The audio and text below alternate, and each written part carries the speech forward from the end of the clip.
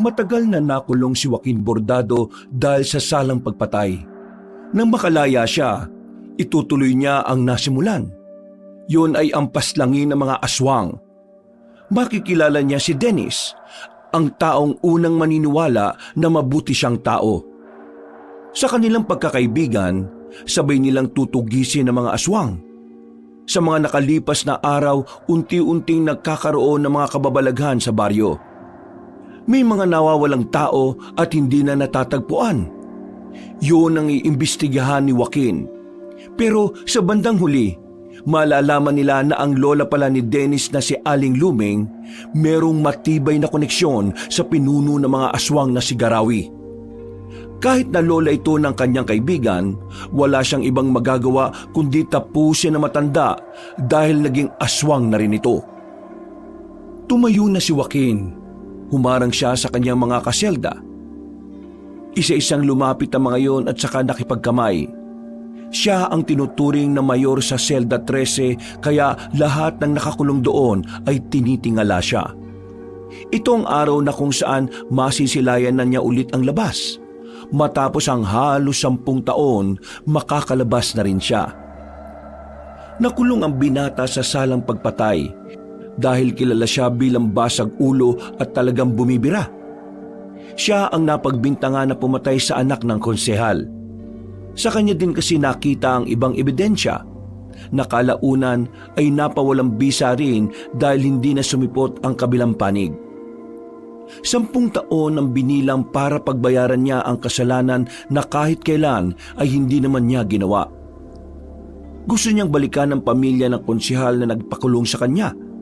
Pero ang balita niya, nakulong din ang mga yon dahil sa iligal na droga. Kaya gusto na lamang niyang makapagsimula ulit ng bagong buhay. Ayoko na makikita yung pagmumukha mo sa kulungan na to, ha? Ayusin mo na buhay mo para hindi ka pa napagbibintangan ng mamamatay tao. Kahit na anong ayos ang buhay mo, kung walang kwentang sistema ng hustisya sa Pilipinas, wala rin kwentang pagpapakabuti mo. Pero salamat, Sargento. Susubukan kong magbago. Tinapik na lamang siya sa balikat ng pulis. Inihatid na siya sa labas. Pagdating niya sa bungad ng istasyon, nakita na niya muli ang liwanag ng lansangan. Ang dami nang nagbago sa harapan ng lugar na yon. Natatandaan niya na noong unang dinala siya roon, wala pang mga gusali sa kabilang kalsada. Ngunit ngayon, tabi-tabi na ang pamilihan. Naisip nga rin niya bigla ang dating barangay na pinagmulan niya. Napangiti na lamang siya nang akalain niyang baka sumabay na rin sa progreso ang kanilang lugar. Pumara na siya ng tricycle. Pumunta siya sa barangay ng Binangonan kung saan naroon ang mga bangkay. Ang kulungan kasi na pinanggalingan niya ay isang malaking isla. Napapalibutan ng tubig kaya kailangan talagang maglayag ng tubig para lang makauwi siya sa kanila. Habang nasa laot, bigla niyang naalala ang kapatid na si Gabriel. 10 taon pa lang kasi ang lalaking yon nang makulong siya. Wala na siyang ideya kung ano ang itsura nito. Nung makulong kasi siya, pinagbawalan niyang dumalo ang pamilya niya sa kulungan para na rin sa kaligtasan ng mga yon. At mula noon, nawala na siya ng balita sa mga mahal niya sa buhay. Ayos na ba yan, Manong? Wala pa kasi akong pera eh. Kakalaya ko lang sa kulungan. Nakapatay kasi ako dati. Mabuti naman ako pero minsan mainitin ang ulo ko. Sa sinabi niyang yon sa bangkero, napatango na lamang yon at nagmamadaling makabalik ng bangka. Napapailing na lamang din si Joaquin. Pero sa kabilang banda ay natatawa na lang din siya. Tingin niya kasi mas naniwala ang matandang bangkero nang makita pa ang mga tattoo niya sa katawan. Naglakad-lakad siya hanggang sa makarating nga siya sa kanilang barangay. Nadismaya siya nang makitang walang nagbago sa mga kabahayan. Yari pa rin sa kahoy. Kung may simentado man, bilang lang sa daliri. Ang daanan naman, lupa pa rin. Hindi pa rin naaayos. Baku-bako, marami pa ring lubak. Ganun na ganun ang lupa na iniwan niya noong dalhin siya sa kulungan. Walang iya talaga kahit na kailan ang namumuno rito. 10 taon na nakalipas, Wala man lang nakaisip na ipaayos yung malubak na daan dito. Palibasa, puro na lang pagpapayaman ang inaatupag eh. Mga walang pakialam sa mga mahihirap. Dumaan siya sa isang tindahan. Nagsigarilyo na muna siya. Habang nakatambay siya roon, meron siyang nakita na isang lalaki na binubuli ng isang grupo rin ng kalalakihan. Ang lalaking inaapi ay may kasamang bakla. Naglakad si Joaquin. Lumapit siya ng kaunti para marinig kung ano ang nangyayari. Bakit ba palagi nyo na lang inaapi itong si Gandara? Wala naman siyang ginagawang masama sa inyo ah. Kung wala kayong magawa sa mga buhay nyo, mahanap kayo ng trabaho para hindi ibang tao yung pinepeste nyo. Wala kang pakialam kung gusto namin pagtripan ng baklang yan. Huwag kang makialam kung ayaw mo masaktan ha. Alam ko na.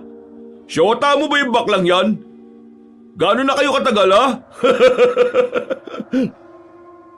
Napuno ng tawanan ang grupo.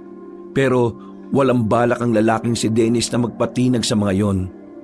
Kahit na alam nitong alanganin kung sasagot pa siya, hindi niya pinigilan ng sarili magsalita. Nakakaya kayo.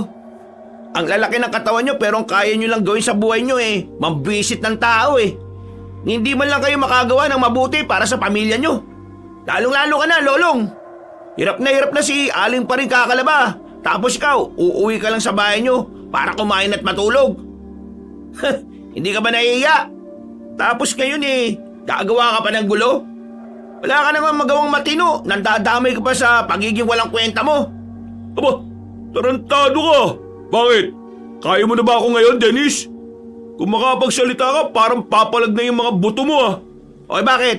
Akala ba porke marami kayo, matatakot ako? Eh matapang lang naman kayo kapag marami kayo eh. Hindi nyo nga yata kayang lumaban ng isaan lang eh. Isahan? Bakit naman kami lalaban ng isahan eh? Grupo nga kami. Tanga ka ba? O wala ka talagang utak? Biglang hinawakan ni Lolong ang kwelyo ni Dennis. Dinikit na ito sa nakaparadang truck sa gilid. Agad namang lumapit ang beke na si Gandara para umawat. Hoy, swangit! Bitiwan mo nga yung friend ko! Hoy! Huwag kang makialam dito bakla ha! Magbalat ka na lang ng patata sa inyo! Eh ikaw, magpalaki ka na lang ng eggnog mo sa inyo! Abat, sira ulo ka! Sinuntok ni Lolong si Gandara. Agad na tumumba ang binabae. Noong mga sandaling yon, hindi na rin nagpatumpik pa si Dennis. Sinuntok na rin niya si Lolong. Ang kaso nga lang, hindi naman tinamaan ng lalaki. Sa halip, si Dennis pa ang nalagay sa alanganin. Nagsimula na ang gulo. Pinagsisisipa at pinagtatatadyakan ng mga kalalakihan ng kawawang si Dennis. Ang beki naman na si Gandara ay wala rin namang nagawa. Tinutulak lang ito sa tuwing lalapit. Noong mga sandaling yon, hindi na nakatiis si Joaquin. Kailangan na niyang makialam. Kahit na barumbado siya, ayaw din naman niyang may nagsisiga-sigaan sa lugar na dati na niyang pinagharian. Di ba kayo nahiya sa mga sarili niyo? Tumigil ang grupo ni Lolong nang marinig siyang nagsalita. Nakasimangot ang mga yon na nakatingin sa kanya. Tila hindi gusto ang pakikialam niya. Sino ka naman mukhang gusgusin ka? Tingnan mo nga sarili mo oh. Sira pa ang pantalon mo. Ano akala mo? Dahil marami kang tato matatakot kami sa'yo? Hibang ka na ba? Hindi mo man lang ba tatanungin kung saan ako galing bago mo ako makaharap ngayon? Ano pakialam ko? Di nga kita kilala di magpapakilala ako sa'yo. Yung ba gusto mo? Bakit ka ba nakikialam? Taga rito ka ba? Tinatanong mo ako kung taga rito ako. Bakit? Interesado ka na ba? Dami mong shot-shot. Ibaba mo yung bag mo. At subukan mo na ako ngayon. Nang magkaalaman na tayo. Buburahin ko yung mga tattoo mo gamit lang ang kamao ko. Di sige, tingnan natin. Lumapit si Lolong. Akala niya porke mas malaki siya kay Joaquin ay kakayanin niya ang taong 10 taon nang nasanay sa sakit ng katawan sa kulungan. Sinuntok ni Lolong si Joaquin. Pero laking gulat ni Lolong nang mailagan siya ni Joaquin nang walang kahirap-hirap. Nahawakan ni Joaquin ang kamay ni Lolong. Hinila yung pababa. Nang mapalod ang isang tuhod ni Lolong ay saka naman tinaga ng kamay ni Joaquin ang balikat ng lalaki. Lahat ay nagulat. Lahat ay nabigla nang makitang nakadapa na si Lolong sa lupa habang nasa likuran nito si Joaquin. Hindi makapalag si Lolong. Yun ang unang pagkakataon na nakita ng mga taong naroon na tila walang kalaban-laban ng maangas na lalaki. Kailangan ko pa bang sabihin ang pangalan ko? Bakit? Sino ka ba talaga? Ako si Joaquin. Kilala ako bilang si Joaquin Bordado sa Selda 13. Kung gusto mong mas makilala pa ako, tumira ka sa selda na pinanggalingan ko. Nakulong ka na? Saka lamang umalis si Joaquin sa likuran ng lalaki nang makita niyang naging kalmado na rin yon. Ngumisi si Joaquin. Sandaling pinagpag ang pantalon. Tumingin siya sa mga kasama ni Lolong. Parang takot na takot ang mga yun na makalapit sa kanya. Mga bagito pa lang kayo. May pangalan na ako sa lugar na to. Kaya wag na kayo maghari-harian dito. Dahil nandito na ulit ako. Ikaw, anong pangalan mo? Bakit mo tinatanong? Hindi kita sinasabing sumagot ng patanong. Sumagot ka ng maayos. Lolong ang pangalan ko. Hey lahat, ako si Joaquin. Nandito na ako. Nagbabalik na ako sa barangay na ito. Kung sino man ang mga maangas dito, pasensyaan tayo. Kayo, umalis na kayo bago pa ako mairita sa mga pagbumuka ninyo. Alis! Nagmamadaling umalis ang grupo ni Lolong. Takot na takot ang mga yon na parabang mga bata. Nang mapatingin si Joaquin kay Dennis at Gandara, nakita niyang tila umiiyak na ang Becky. Nagulat na lamang siya nang bigla siyang yakapin ni Gandara na mahigpit. Oo, bakit mo ako niyayakap? Hindi tayo talo, no? Buwang ka ba, bruwa ka? Akisto! Supatembang mo! Supatembang ano? Ako na ite, si Gabriel! Gabriel? Teka, ikaw na ba talaga yan? Bakit ang haba ng buhok mo? Ano nangyari sa'yo? Bakit ka nagkaganyan?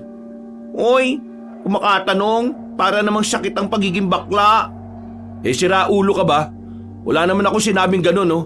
Ang akin lang naman, bakit ka naging ganyan? Ano naging dahilan? Hindi ko sinasabi na ayoko sa ganyan, ha? Di tayo talaga as magtsikahan. Punta na lang kaya tayo sa ating baler. Noos ko, mismo na ang house ni Mudrak Else. Tara na! Naglakad sila patungo sa kanilang bahay. Nang makarating sila roon ay nakita ni Joaquin ang dating bahay na kinalakihan niya. Wala pa rin pinagbago. Kahoy pa rin. Ang tanging nagbago lamang ay ang bakuran. Mas sumikip ito kumpara noon. Napansin din niya na parang mas lumaki ang bakuran ng kapitbahay kumpara sa kanila. Para bang nasasakop na ang bakuran nila. Ma, nandito na ako. Nang wala ang ngiti ng Becky na si Gandara, napansin din naman ito agad ni Joaquin. Bagay na nagdulot ng pagtataka sa kanya. Oh, bakit? Kuya, wala na si Mama. Ano? Wala na si Mama. 1 taon nang makulong ka. Nagkasakit siya ng malala. Gusto ka sana namin puntahan bago siya pumanaw kaso nung araw na bago kami dumalaw, ayun, nawala na siya. Nawalan na rin ako ng lakas ng loob na dalawin ka nun. Kasi sabi ng nakausap kong gwardiya doon, nailipat na raw kayo sa Maynila. Ang matigas at maangas na puso ni Joaquin ay tila lumambot. Malapit na siyang maiyak pero pinipigilan na lamang niya. Ayaw niyang masira ang imahe ng kanyang pagiging maangas. Ikaw naman kasi Kuya Kes eh. Di mo kami pinayagang dumalaw ni Mudrak Kels. Pero, knows mo ba, before siya mategi boom boom, sabi niya, kapag nakalaya ka na raw, gusto niya magkasama tayo here sa baler para kahit papano, hindi raw mawawala mga memories. Hindi ko inakala na sa pagbabalik ko wala na pala si Mama. Kung alam ko lang na may sakit siya, gumawa na sana ako ng paraan para makita siya. Hindi na natin mabibring back ang nangyari sa patembag ko. Ang gawin na lang natin, live our life to the max. Ikaw, bakit ka naging bakla? Huling kita ko sa'yo, nakikipagsuntukan ka pa eh. Brother naman, 10 years old pa lang Akesh that time, no? Sa 10 taon na walay ka, dami ng happenings. Let's say, nahumaling Akesh sa mga damit na pangbabae. Pero, Kuya Joaquin, ask ko lang ha, tanggap mo ba Akesh kahit baklo siya ko? Wala naman akong pakialam kung bakla ka eh. Ang gusto ko lang, umayos ka ng ugali mo. Ayaw ko ng baklang kanal ah. Baklang matino gusto ko. Eh di go! Di naman ako palingkera, kaya goods lang. Lagi ba kayong inaaway nung kanina? Ako, sanay na Akesh. Di ko lang sila pinapansin. Pero itong friend ko, naulang siya na jombag na mga yun eh. Sabi ko kasi wag nang mag-fight. Kaso ayan, superhero ang peg. Tumingin si Joaquin kay Dennis na parang hindi rin naman makatingin na maayos sa kanya. Tila nahihiya o kaya naman ay natatakot. Bakit hindi ka nagsasalita? Aha? Ipinagtanggol mo kanina tong kapatid ko. Tama lang ang ginawa mo. Pinahanga mo ko. Inayos ni Joaquin ang marahasang kwelyo ni Dennis at sa dami ng kanyang tato, nagdudulot yun lalo ng kaba para kay Dennis. Bakit ba parang natatakot ka? Wala ka namang ginawang masama sa akin, di ba? Malma ka. Hindi ka magagaya sa mga yon kung matino kang tao. Pero, matanong ko lang. Bakit mo ba pinagtanggol itong si Gabriel? Os, brother. Correction. Gandara ang name Cash. Wala akong pakialam kung bakla ka ha. Basta tatawagin kita sa nakasanayan kong pangalan mo. Ha? Edi okay. Sagutin mo tanong ko, boy. Kaibigan ko kasi si Gandara. Ibig sabihin, kung hindi mo siya kaibigan, wala kang pakialam? Bakit? Kasi bakla siya? Kung sakaling hindi kami magkakilala, ganun pa rin naman ang gagawin ko. Hindi ko gusto na merong inaapi na walang kalaban-laban. Hindi naman sa akin issue ang kasarian eh. Ayoko lang ng ginagawa nila. Mabuti naman at hindi ka siraulo. Kasi kung siraulo ka, baka binalian na kita ng buto dyan. O Anech, dyan na lang kayo? Ayaw nyo gumora dito sa loob? Nauna nang pumasok si Joaquin. Bagya niya pang binangga ang kanyang kapatid. Lihim na nakaramdam ng lungkot ang binatang si Joaquin nang pagmasdanan niya ang loob ng bahay. Naalala niya ang lahat ng mga alaala kasama ang kanilang ina. Sa kabilang banda, sinisisi niya ang kanyang sarili. Kung hindi lang sana kasi siya naging basag ulo noon, idi sana ay mas nabantayan niya ang kanyang ina. Idi sana hindi siya napagbintangan na pumaslang sa anak ng konsehal. Ma, mapatawad mo sana ako sa dami ng pagkukulang ko sa pamilyang to. Hoy, ano ka ba? Patagal ka nang pinatawad ni Mudra, no? Huwag ka nang sad dyan. Hindi bagay sa mga tattoo mo, ha? Uy, nagugutom ako. Wala na bang pagkain dito? O siya, ako rin, Tom Jones na rin eh. O sige, gogora mo na Akesha. Bibili ako ng pudang natin. Pwede ba ayusin mo yung pananalita mo? Ayos lang sa akin na bakla ka pero gusto kong madali kita maintindihan. Di ko maintindihan yung mga pinagsasabi mo eh. Okay. O ikaw? Ako? Oo, ikaw. Bakit? Dito ka lang. May tatanong ako sa'yo. Ano ba yun? Sino naghahari-harian dito? Sino-sino pang mga kamag-anak ni Consial Marquez ang natitira dito? Nagbabalak ang gantihan sila. Wala na sila rito. Yung iba, nagkandamatay na. Yung iba naman nakulong sa Maynila. Ano? Nagkandamatay? Bakit? Anong nangyari sa iba? Wala rin nakakaalam eh. Basta isang umaga, dumating ang mga bangkay nila na lasog-lasog na.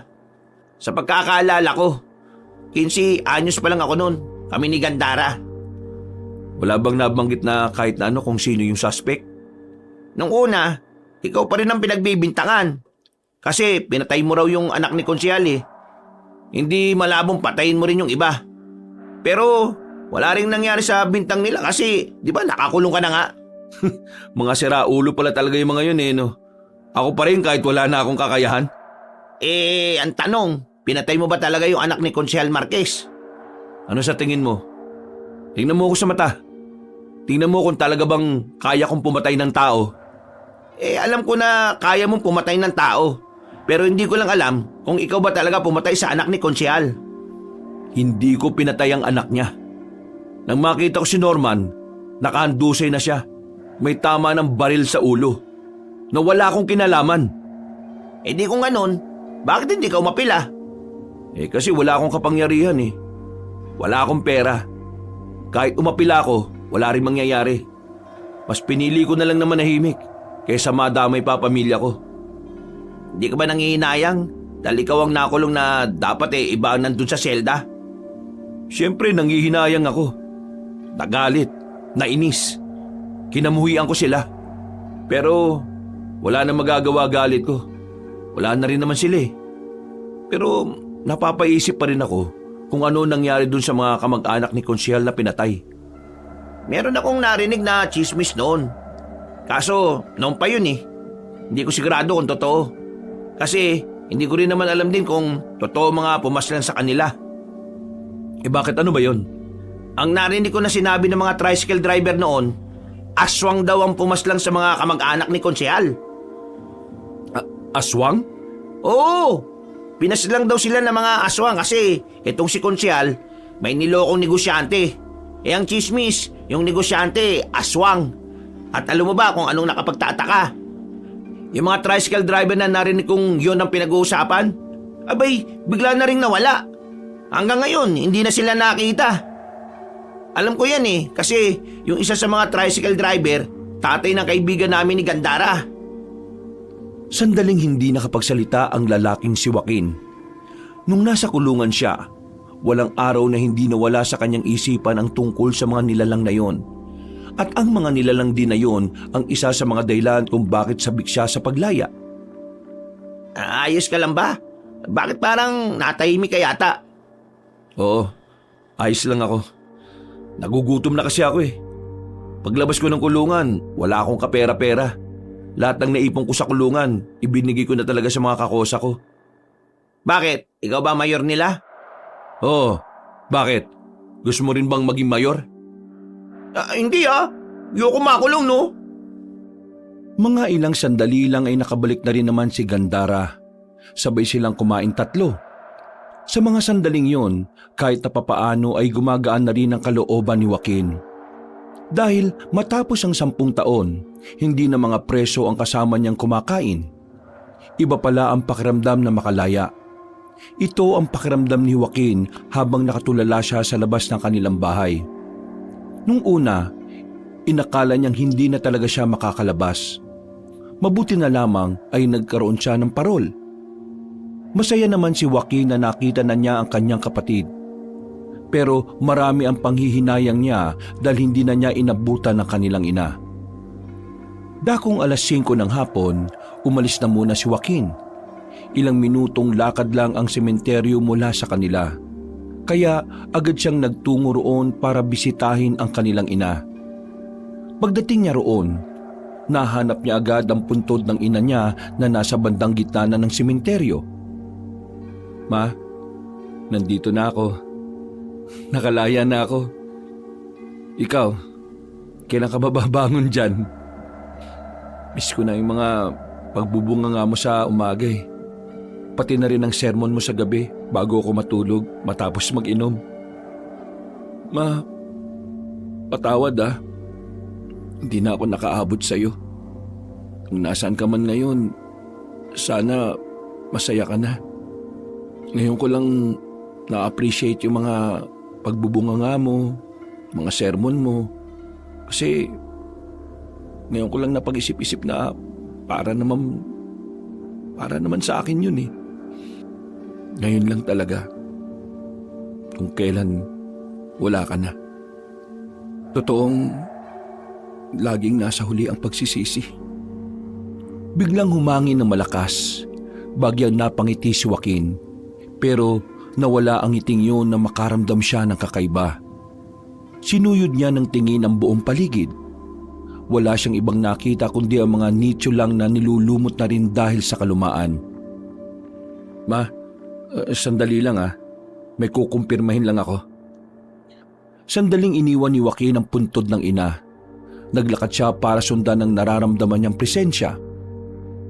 Habang naglalakad siya, palakas ng palakas ang naririnig niyang kaluskos. Parang may tao na naglalakad at umaapak sa mga tuyong dahon. Inihanda na niya ang kanyang sarili. Nakahawak na siya sa patalim na nakasuksok sa kanyang tagiliran. Marahan siyang naglakad patungo sa likuran ng puno. Pagtingin niya roon, dismayado siya nang makita ang isang aso na kulay puti. Pambihira naman. Bakit ka ba nandito sa sementeryo?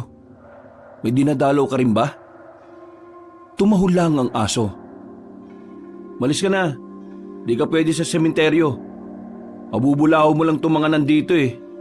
Tong aso na to, oh. Alis! Agad na tumakbo palayo ang aso ng bugawi na ito ni Joaquin.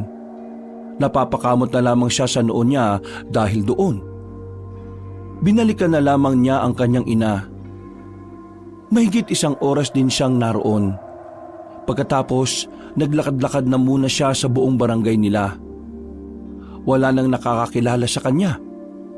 Kahit ang mga dati niyang kakilala ay hindi na siya natatandaan. Naiintindihan naman niya ang mga yon. Kahit din naman kasi si Gandara na kapatid niya ay hindi agad siya namukaan. Malaki na rin kasi talaga ang ipinagbago ng mukha niya. Mas dumami kasi ang tattoo niya sa katawan nang makulong siya sa mahabang panahon. Hey Dennis, tama ba? Nadaanan niya ang binata sa tapat ng isang bakuran. Abala yung nagsisibak ng kahoy. Agad din naman itong lumapit sa kanya. Oh, bakit? Ano kailangan mo? Saan may bilihan dito ng lambanog? Naku, sarado na tindahan sa mga ganitong oras. Kadalasan, sa baya ka na makakabili ng ganyan. Ang layo. Nakakatamad. Bukas, samahan mo ako ha. Di ako pwede. Marami akong gagawin bukas eh.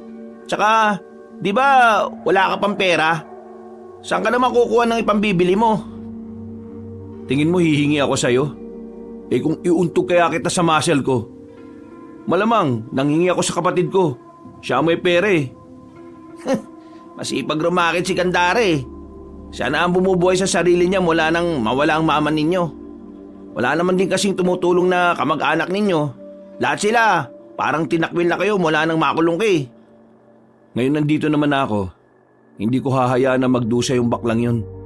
Kapatid ko yun eh. Kaya akong bahala ron. Eh saan ka naman kukuha ng pera? May mahanap ka pa bang trabaho? Kaya mo ba ako tinatanong ng ganyan kasi nakakulong ako? Oo, ano pa ba? May mahahanap pa akong trabaho. May kakilala akong magpapasok sa akin sa dati kong trabaho. Illegal? Hindi to illegal. Isa tong trabaho na kahit kailan, hindi mo basta-basta mapapasok kung takot kang mamatay. Eh di illegal nga.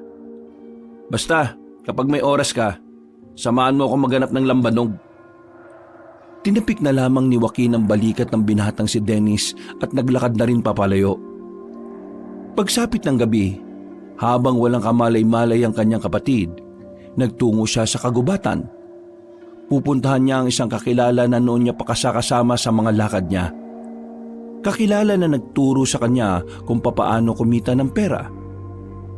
Walang takot na naglalakad si Joaquin sa gitna ng gubat. Sanay na siya sa mga ganitong sitwasyon. Bago siya makulong, yun naman kasi ang ginagawa niya. Makalipas lang ang ilang minuto, natanaw na rin niya ang isang maliit na barangay.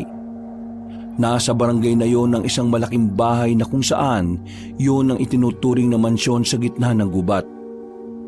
Mala White House ang datingan nito dahil sa malinis nitong tingnan. At ang taong nasa loob ng mansyon na yon ay ang taong minsan nang tumulong sa kanya na makalaya. Pero tinanggihan niya rin dahil sa isang dahilan.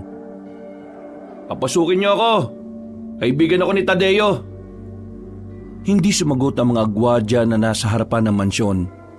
Nakatingin lang sa malayo ang mga yon at mahigpit ang pagkakahawak sa mahabang baril. Ako si Joaquin, ang isa sa pinakamataas na tauhan ni Tadeo. Kung ayaw niyo akong papasukin, sabihin niyo na lang na nakalaya na ako at... Ha? Natigil ang pagsasalita ni Joaquin nang may dumating na magarang sasakyan. Lumabas sa sasakyan na yon ang matandang mayaman. si Tadeo. Malaki nang itinanda nito mula nang huli silang magkausap nito. Tadeo? Sino ka? Kung hindi mo ako namumukaan, busesan mo na lang ako. Joaquin? Ako nga.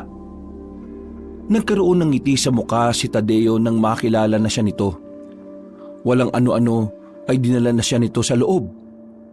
Nagpahanda ang matandang lalaki ng pagkain. Meron ding alak. Ang gabing yun ay parang pagdiriwang para sa kanilang dalawa. Noon kasi, talagang silang dalawa na ang sanggang dikit sa maraming bagay. Para silang mag-ama. Kung hindi nga lang nakulong ang binata, baka ngayon ay mas marami na silang natapos na misyon. Buong akala ko sa kulungan ka na mamamatay eh. Pasensya ka na, Joaquin ah. Sinusubukan ko naman na makalaya ka pero hindi gumagana ang pera ko eh. Wala rin naman akong kakilala na pwedeng bumakap sa'yo. Hindi mo kailangang humingi ng pasensya, Mang Tadeo. Ako rin naman ang may gusto na huwag kayong makialam sa pagkakakulong ko. Dahil sa kabilang banda, naging pabor din naman sa akin ang nangyari. Pabor? Anong ibig mo sabihin, Joaquin? Mukhang marami na akong hindi nalalaman mula na makulong ka. Bago ako makulong, napatay kong isa sa mabibigat nating kalaban. Alam ko na hahanapin na nila ako noon. Kaya sumama agad ako sa mga pulis nang dakpin nila ako. Kasi alam ko na kapag nasa kulungan ako, hindi sila makakalapit sa akin. Kung ganyan pala nangyari, bakit hindi mo agad sinabi sa akin? Sinarili ko ang tungkol doon. Ayaw kong madami ang mga taong may koneksyon sa akin. Pati na rin ang pamilya ko. Hindi ko pinayagan na dalawin ako. Kasi alam ko na kapag nalaman nila kung sinong mahahalaga sa akin, idadamay din nila. Hindi sila basta-basta. Kaya nakakasiguro ko na hindi sila titigil hanggat hindi ako nagagantihan. Prinsipe ang napatay ko, Mang Tadeo. Malaking kawalan yun sa kanila. Totoong peligroso nga ang ginawa mo. Pero kasama naman yun sa misyon ninyo eh. Nung panahon na yun, mas pinili kong hindi ka nalang madamay. Dahil kapag ikaw ang namatay, masisira na ang organisasyon. Tungkol sa organisasyon, matagal nang buwag ang samahan, Joaquin. Buwag? Bakit? Anong nangyari? Alam mo naman na ikaw ang alas ng samahan. Ikaw lang ang may kakaibang tinataglay na kayang tumapat sa lahat ng kalaban. Kaya, nung mawala ka, lahat sila ay nawala na rin ng pag-asa. Ang iba ay namatay. Ang iba naman mas pinili na lang na mamuhay ng payapa sa ibang lugar. Napabuntong hininga na lamang ang matandang lalaki. Baka sa mukha nito ang panghihinayang sa nangyari. Si Tadeo kasi talaga ang nagpatakbo ng organisasyon mula pa noong umpisa. Kaya hindi nito maiwasang hindi malungkot. Gusto kong buhayin ulit ang samahan. Paano mo naman gagawin yon? Wala na mga kasama natin. Isa pa, nasa na mga gamit mo? Wala na rin, hindi ba? Bago ako makulong, naibaon ko ang mga gamit malapit sa paanan ng bundok. Alam kong naroon pa rin ang mga yon. Nararamdaman ko. Ang mga kasama natin, paano natin sila mapapabalik? Hindi natin sila mapapabalik kung sasabihan lang natin sila na bumalik. Gagawa tayo kagad ng hakbang at yun ang ipapakita natin sa kanila. Bibigyan natin sila ng dahilan para magbalik loob sa samahan. Kung ganun ihanda ko na pala ang mga kliyente natin. Mula nang mawala ka, marami pa rin ang lumalapit sa akin para ipapatay ang mga gusto nilang ipapatay. Nung mawala ka kasi, ang dami na rin talagang lumitaw na mga perwisyo Karamihan sa mga pinipeste ng mga nilalang na yon, mayayaman din talaga. Sige, ihanda mo na mga kliyente at ihanda mo na rin ang mga pasahod. Kailangan ko rin kasi talaga ng pera para makapagsimula Bukas ng umaga, sabihan mo ang mga kliyente mo na tuloy na ulit ang operasyon. Pakisabi na nakalaya na ang bordadong birador ng mga aswang. Malapad ang ngiti na matandang si Tadeo. Sabik na agad itong maibalik ang samahan na dating nagprotekta ng kanilang lugar. Masayang lumabas ng mansyon ang binatang si Joaquin. Ngiting tagumpay din siya dahil nakabali siya ng pera kay Tadeo. Paniguradong meron na silang panggastos ni Gandara ng ilang buwan.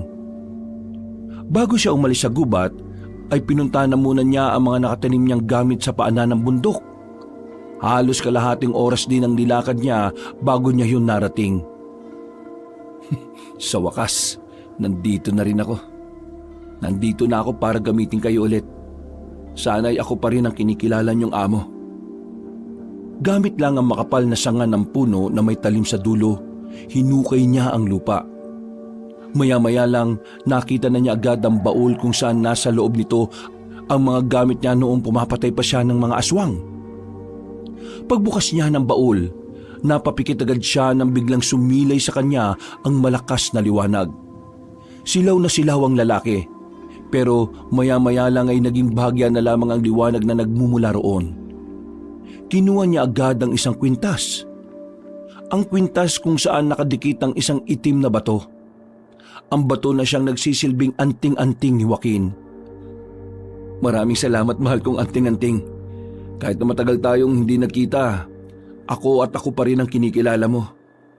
Ngayon nandito na ako, magkakasama na tayo muli. Kinuha ni Joaquin ang lahat ng nasa baul at nilagay niya sa kanyang bag. Agad na rin naman siyang umalis. Oh, ano ba supatembang? Bakit ba ngayon ka lang? Sleeping Beauty na akis eh. Di ba sabi ko ayusin mo pananalita mo pagkausap mo ako? Okay. Pero, saan ka ba galing? Diyan lang, sa kakilala. Dumiskarte ako ng pera. Ano yung daladala mo? Baka gusto mong kumain ka na. Tapos na ako eh. Eto lugaw oh. Ay, bongga. Sweet mo naman, brother. Meron kang pasalubong. Sweet-sweetin mong mukha mo. Baka bultuin ako ni mama kapag pinabayaan kita, no? So, ano pala ang buhay mo sa kulungan? Sandaling natahimik si Joaquin. Umupo na muna siya sa tapat ng lamesa. Napangiti siya ng mapait. Nung una, siyempre mahirap. Pero nung tumagal, nasanay na lang ako. At saka, ako naging mayor sa selda namin kasi wala ni isang kaya kong talunin sa suntukan eh. Pero pagdating naman sa pagkain, limitado lang. Hindi makakakain ng marami kung pangkaraniwang preso ka lang. Eh ako, kahit papano hindi naman ako nakukulangan. Pero yung mga sobra, pinamamahagian ko yung mga kakosa ko. Wow! Bait-baitan ng peg! O bakit? Dapat ba kapag preso ka, siraulo ka? Gabriel, hindi ko kasalanan ng pinagbayaran ko. Hindi ako masama. Basta gulero lang ako dito sa atin. Pero hindi naman ako ng abuso ng mga taong wala namang ginagawang masama. Hoy! Relaxation, brother. Hindi ko naman sinabing masama kang tao no? Ito naman. Sa mga susunod na araw baka wala ako dito sa bahay. Oh, saan ka naman gogora? Gugurang pinagsasabi mo. Saan ka pupunta, I mean? Didiskarte ng trabaho. Sige na, matutulog na ako. Kumain ka na dyan. Tumungo na lamang ang binatang si Joaquin sa kanyang silid. Paghiga niya ay agad na rin naman siyang nakatulog. Kinabukasan, pagdilat niya ng kanyang mga mata, narinig niya agad si Gandara na maingay sa labas. May kinakausap ito mga tsismosa. Napailing na lamang si Joaquin. Hindi niya inakala na parte pala ng grupo ng mga tsismosa ang kapatid niya. Lumabas na lang siya para bumili ng almusal. Palingon-lingon siya sa mga nadadaanan niyang tambay. Hindi tumitingin ang mga yon sa kanya. Natatakot dahil sa dami ng tato na nasa katawan niya. Sinusuri niya ang mga tambay na yon kung may kapasidad ba ang mga yon na sumama sa trabaho niya. Kailangan niya kasing maghanap ng mga bagong tao. Hindi niya kasi sigurado kung babalik pa ang mga dati nilang kasamahan. Nang makadaan na siya sa lumang kulungan ng mga baboy, naroon ang grupo ng lalaking si Lolong. Nakatambay, tamang sigarilyo, tamang tawanan. Pero ang mga ngiti ng mga yon ay nawala nang tumigil na si Joaquin sa harapan. Oh, anong kailangan mo? Wala na kaming ginagawa masama sa iyo Gusto mo bang kumita ng pera? Oh, Bibigyan ko kayo ng pagkakataong kumita ng pera para naman magkaroon kayo ng silbi sa bayan at sa mga magulang ninyo.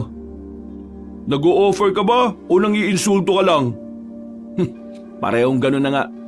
Mas maganda na malaman nyo sa akin pa lang na pabigat lang kayo sa lipunan. O ano? Interesado ba kayo sa trabaho na inaalo ko? Nag-aalo ka ng trabaho pero hindi mo naman sinasabi. Nagpapatawa ka ba? Hindi ako nagpapatawa. Sa katunayan, pwede ako magpayak ng tao ngayon. Oo, kalma lang. Ano ba kasing trabaho yan? Kailangan nyo lang pumatay ng aswang.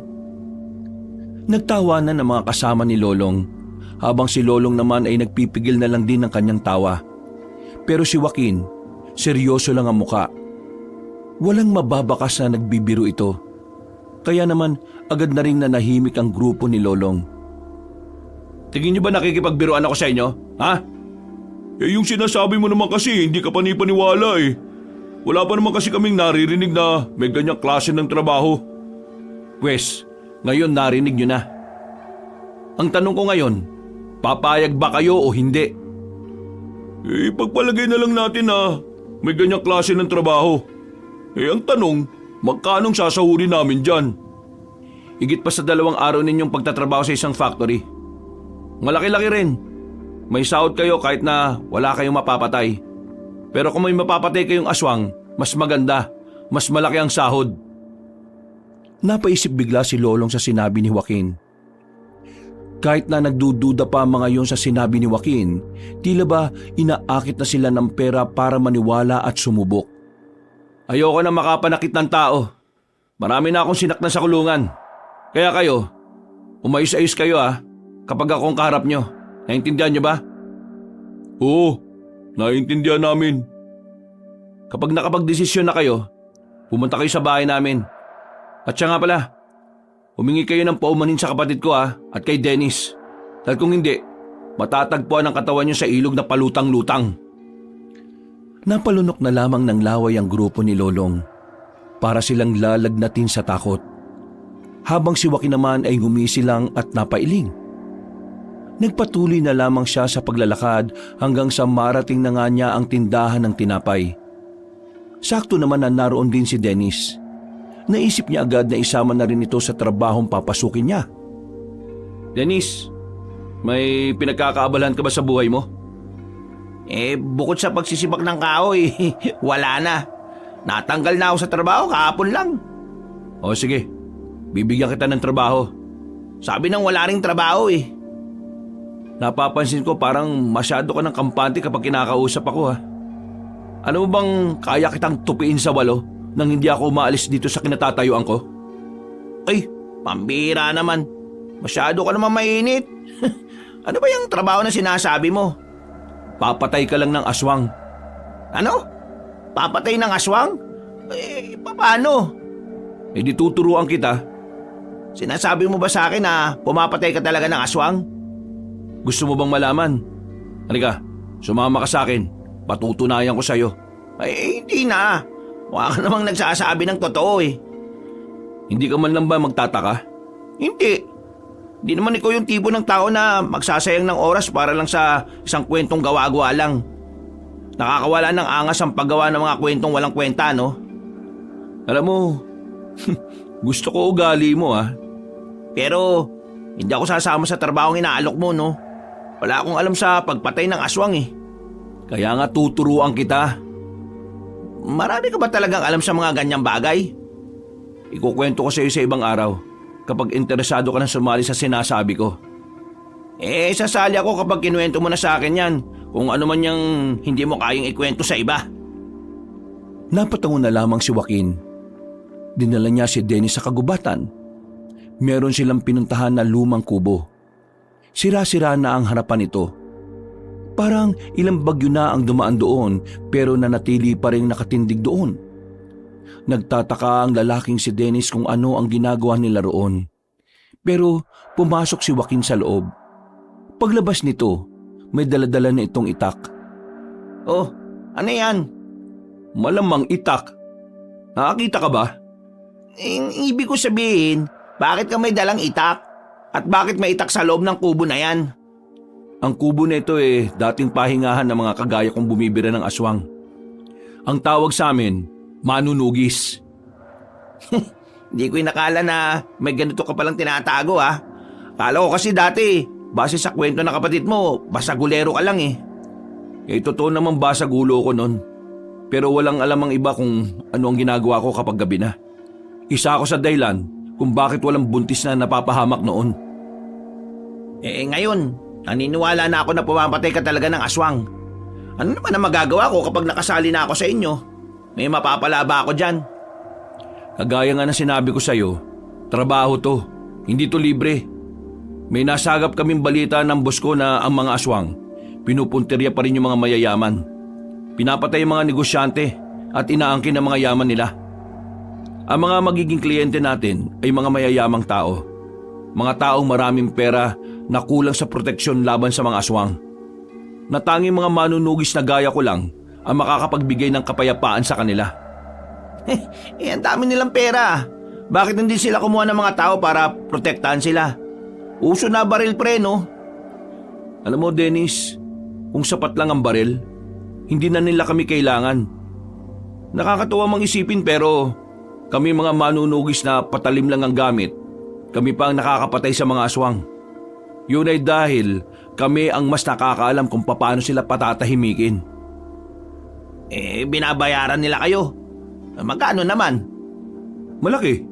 Sapat na para mabuhay ka ng 2 buwan o hanggang 4 na buwan. Wow! Kanong kalaki? Sasali ako. Kasi kailangan mo ng pera. Oo.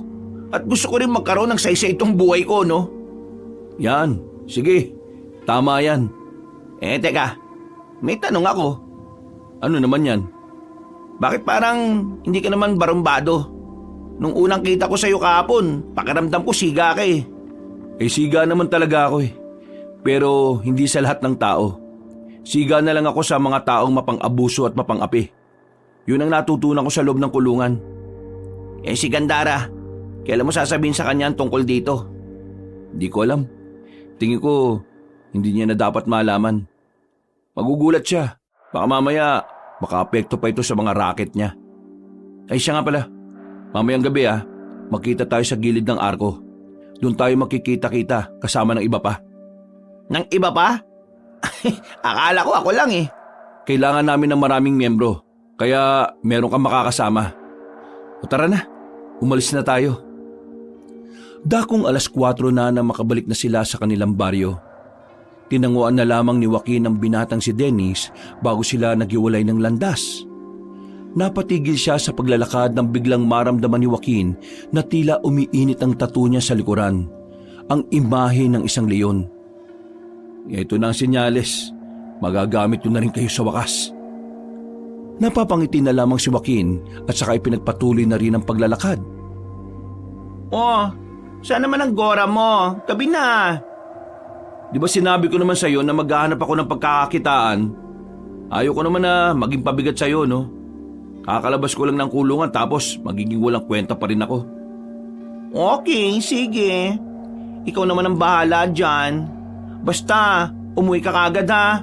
Alam mo naman, kapag may nangyaring masama sa'yo sa daan, magiging mag-isa na naman ako sa buhay. Ako? Mamamatay? Matagal mamatay ang masamang damo, no? Napangisi na lamang ang lalaking si Joaquin. Sinimulan na niyang maglakad. Pero bago siya makarating sa kanilang taguan, nakita niya si Dennis na binubulyawan ng matandang babae. Ang kapal din naman ang mukha mong pigilan ako sa gusto kong gawin. Sino ka ba? Palumunin ka lang dito sa bahay Hindi ka na nahiya sa akin? Tingnan mo nga sarili mo. Wala naman ako masamang intensyon eh. Sinasabi ko lang naman na huwag kang maging kampante dun sa manggarawi na yon. Iba talaga pakiramdam ko sa kanya eh. Parang marami siyang tinatago. Hinuhusgahan mo yung tao kahit hindi mo naman siya kilala.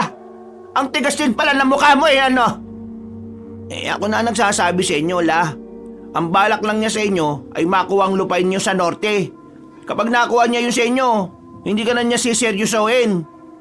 Hindi ganong klase ng tao si Karawi. Manahimik ka lang, lalaki ka. Ikaw ang walang kwenta rin. At talagang may gana ka pang makapag-isip ng ganyan sa nobyo ko. Isa pa, mayaman tao si Karawi. Marami siyang pera at marami din siyang lupain.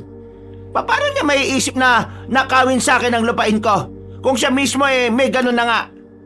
Mag-isip-isip ka nga ng maayos, Dennis. Yan kasi napapala mo sa kakanood mo ng bold eh. Paano ka naman nakakasiguro na matino siya? Kailan lang naman kayo nagkakilalang dalawa? Hay, sira ulo! Magkababata kami ni Karawi. Kilala na namin ang isa't isa nung maliliit pa kami. Ngayon nagkita na kami ulit. Ay hindi ko nahahayaan na may pumigil ulit sa aming dalawa. Basta ako, sinabihan lang kita ala. Hindi ako nagkulang sa pagpapaalala sa iyo. Hindi ko kailangan ng paalala mo! Ang mabuti pa, paalalahanan mo ang sarili mo na hindi habang buhay ay palamunin ka rito. Magbanat ka lang, may trabaho na ako dati. Pero pinatigil niyo ako para mag-asikaso dito sa bahay at para maging utusan niyong lahat. Tapos ngayon, wala akong trabaho. Sasabihin niyo sa akin, palamunin ako. Naibang na yata kayo eh. Anong sinabi mo, sira ulo ka? Nakita ni Joaquin na sasaktan na ni Aling Luming ang binatang si Dennis. Kaya hindi na napigilan ni Joaquin ang makialam. Lumapit siya roon at inawat ang dalawa. Oo, kalma. Hindi nyo naman kailangan umabot sa sakitan kasi maglola kayong dalawa. Hay, sino ka naman? Hindi nyo ba ako nakikilala? Ako yung palagi nyong chinichismis dati na pariwara ang buhay. Joaquin? Haba, nakalabas ka na pala sa kulungan. Kumusta naman ang bakasyon mo rito? Kailan ang balik mo sa Longgama? Ayos naman ang bakasyon ko dito.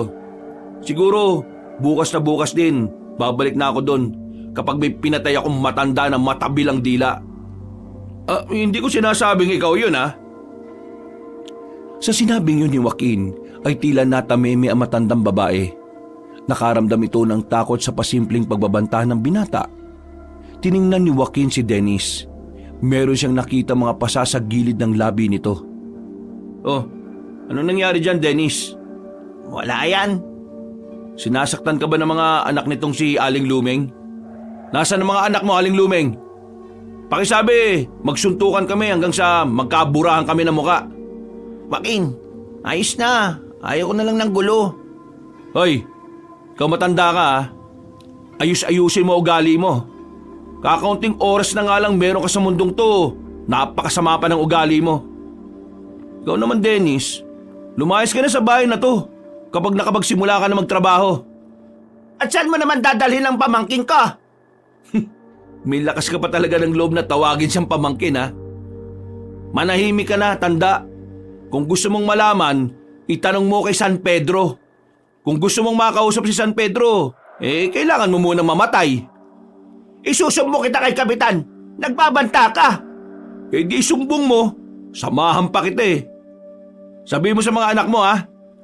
Magsuntukan kami. Pumunta na lang sila kamo sa bahay kapag may time sila. Ako ha, hindi yung kapatid kong bading. Ako.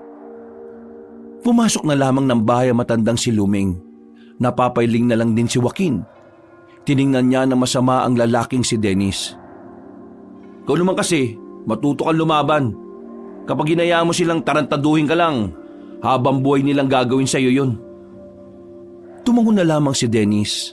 Sabay na rin silang umalis patungo sa kanilang tagpuan. Nang makarating sila roon, kasama nila si Lolong kasama ang iba pa nitong tropa. Nagtataka naman si Dennis dahil doon. Hindi kasi nito inakala na sila Lolong ang makakasama nila sa lakad na yon. O Joaquin, anong ginagawa nila dito? Ikaw, anong ginagawa mo rito? Yan ang tanong. Inimbita ko sila.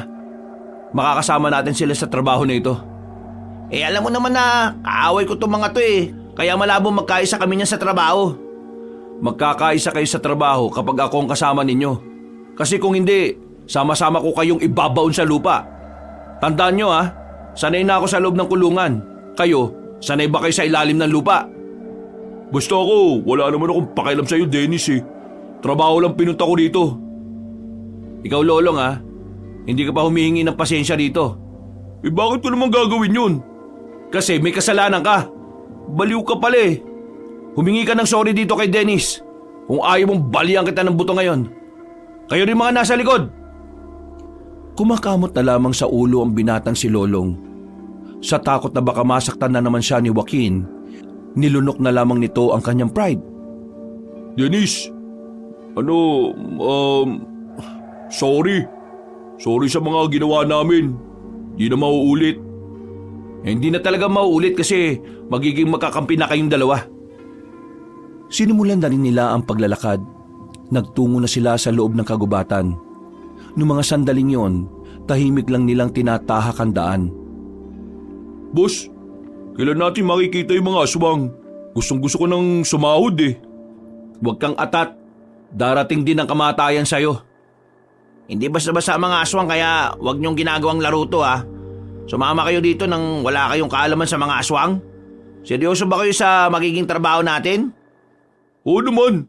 Bakit? Anong tingin mo sa amin? Patatakot sa mga aswang? Baka ikaw. Hoy, manahimik nga kayong dalawa. Malapit na tayo. Natanong na nila ang maliwanag na mansyon. Sumilay ang ngiti sa mukha ni na Lolong. Habang tahimik lang naman si Dennis. Hindi nagtagal at narating na rin nila ang mansyon ni Mang Tadeo. Pagpasok nila sa loob, ay dinala sila ng isang gwardya sa malawak na silid kung saan naghihintay na roon ang matandang mayaman. Mapagpalang gabi sa inyong lahat mga pare. Ako nga pala si Tadeo, ang nag-iisang pinuno ng organisasyon ng mga manunugis dito sa ating probinsya. Siya ang tinuturing naming amo, boss at utak ng samahan. Sa kanya lumalapit ang mga nagiging kliyente para pumatay ng aswang. Siya rin ang magpapasahod sa atin. Alam niyo naman na siguro kung anong klaseng trabaho ang pinasok ninyo. At dahil delikado ang pinasok ninyo, hindi naman pwedeng sumaba kayo kaagad ng walang laman niyang mga utak ninyo. Ano po ang kailangan namin gawin? Dadaan kayo sa pagsasanay. Lahat ng mga dapat niyong malaman mula sa paghawak ng sandata hanggang sa aktwal na pakikipaglaban ay ituturo namin sa inyo. Merong magtuturo sa inyo na kapwa din namin manunugis. Ang gusto lang namin ay makiisa kayo. Magiging maganda ang trabaho natin kung makikinig kayo sa lahat ng ituturo sa inyo. Sa mga susunod na araw, madadagdagan pa kayo. Marami pang magiging miyembro. Pero kayo, maswerte kayo dahil mauuna kayo matuto. Gusto ko na magsimula ngayon. Hindi. Sasama ka sa akin ngayong gabi, Dennis.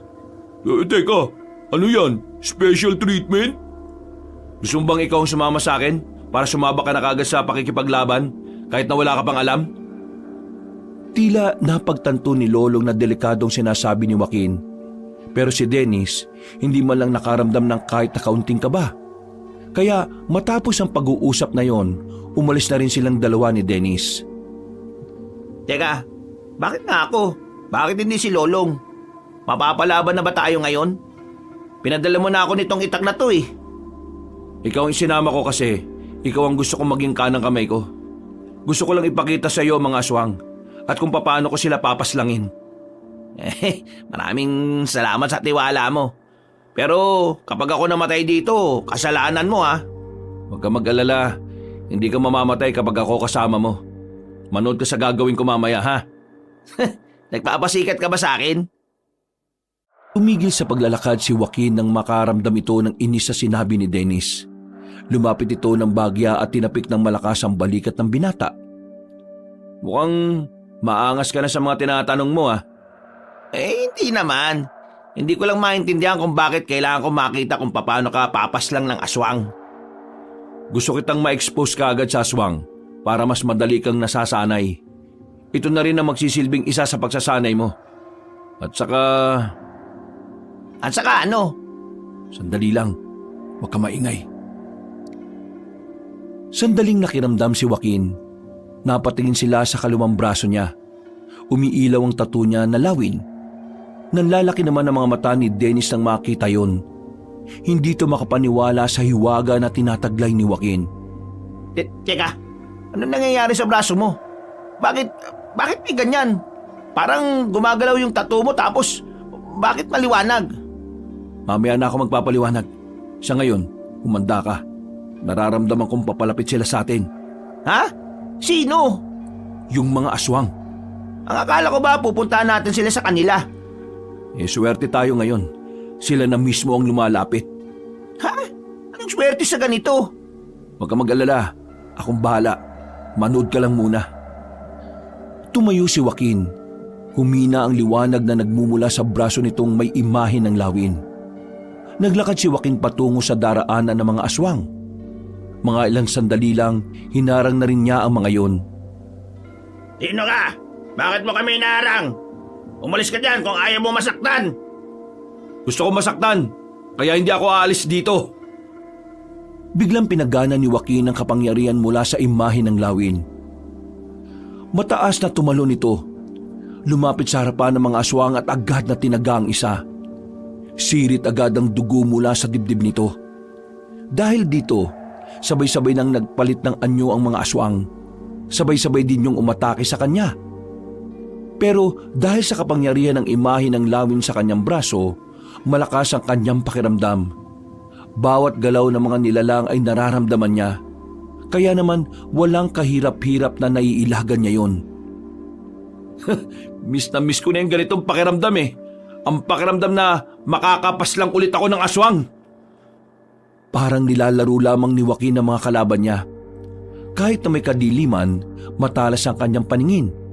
Para bang paningin din ng lawin ang kanyang ginagamit. Makalipas lang ng ilang minuto, kita niyang tila natatakot na sa kanya ang mga aswang. Ang iba kasing aswang ay nakahandusay na rin. Namatay na ang ilan. May iba naman na naghihingalo na rin. Pero dahil kilalang notoryo si Joaquin pagdating sa pagpuksa ng mga aswang, inubos niya ang lahat ng yon. Si Dennis naman, nanlalaki ang mga mata. Hindi niya inakala na may ganong klase ng kakayahan si Joaquin. Na para kay Dennis, kapangyarihan ng maituturing yon. Paanong gawang patayin lahat ng aswang ng mag-isa ka lang? Totoo ba nakikita ko? Ano bang meron sa mga tattoo mo sa katawan? Akala ko, nakuha mo lang yan sa kulungan eh. Ang mga tattoo na nakuha ko sa kulungan ay maliliit lang. Itong mga tattoo ko na malalaki, lahat sila tinutulungan ako sa pakikipaglaban ko sa mga aswang noon pa. Hindi lang nakikita noon dahil dati, lumalabas lang sila kapag ginagamit ko. Dahil matagal ko silang hindi nagagamit dahil nakulong ako, palagi na silang nasa balat ko. Eh, saan mo nakuha mga yan? Pinamana lang sa akin ito nung unang bordado. Ang unang manunugis na nagsalba sa buhay ko. Kung hindi dahil sa kanya, baka napariwara na ako ngayon. Isinama niya ako sa ganitong gawain kaysa mapunta ako sa mga sindikato. Kaya nung mamatay siya, nailipat niya sa akin ang mga kapangyarihang ito nang hindi ko namamalayan. Isang umaga, gumising na lang ako na may ganito na akong kakayahan. Eh kapag namatay ka, pwede bang sa akin mo na lang ipamana yan? Isira ulo ka ba? Parang gusto mo na kaagad ako mamatay ah. Hindi naman sa ganon. Sinasabi ko lang naman na sakaling... Ha? Napalingon sila sa mga bangkay ng mga aswang nang marinig nilang meron pang isang buhay roon. Naghihingalo. Nilapitan yun ni Joaquin. Kinuha nito ang itak ni Dennis at saka itinarak sa ulo ng aswang. Bininyagan ko na ng dugo ang itak mo ah. Ang tawag dyan, basbas. Tara na. Babalik na tayo? Oo, wala na tayong gagawin dito. Nauna nang naglakad ang lalaking si Joaquin. Habang naglalakad sila pabalik, hindi matigil-tigil sa kakatanong si Dennis. Hindi pa rin kasi nabubura ang pagkamangha nito sa lahat ng kanyang nasaksihan. Hanggang sa makabalik na sila sa mansyon ay daldal pa rin ng daldal ang binata. Oh, bakit nandito kayo kagad? Natapos nyo na ba ang lakad ninyo? Oo, tapos na. Sisiw pa rin. Wala ka pa rin talagang kupas. Bukas, habang sinasanay ang mga bago nating tao, puntahan mo na ang isa sa mga pinagtataguan ng mga aswang. Yung mga aswang na nanggugulo kina Don Arevalo. Tumangon na lamang si Joaquin. Nagtungo ito sa loob ng mansyon at pumunta sa malaking kusina. Kumuha ito ng maiinom at pagkain. Naupo ito sa sofa na parang wala lang nangyari. Sasama mo ba uli ako bukas? Oo, doon na tayo sasahod. Kailangan natin mapas lang ang mga aswang na sinasabi ni Mang Tadeo. Turuan mo ko.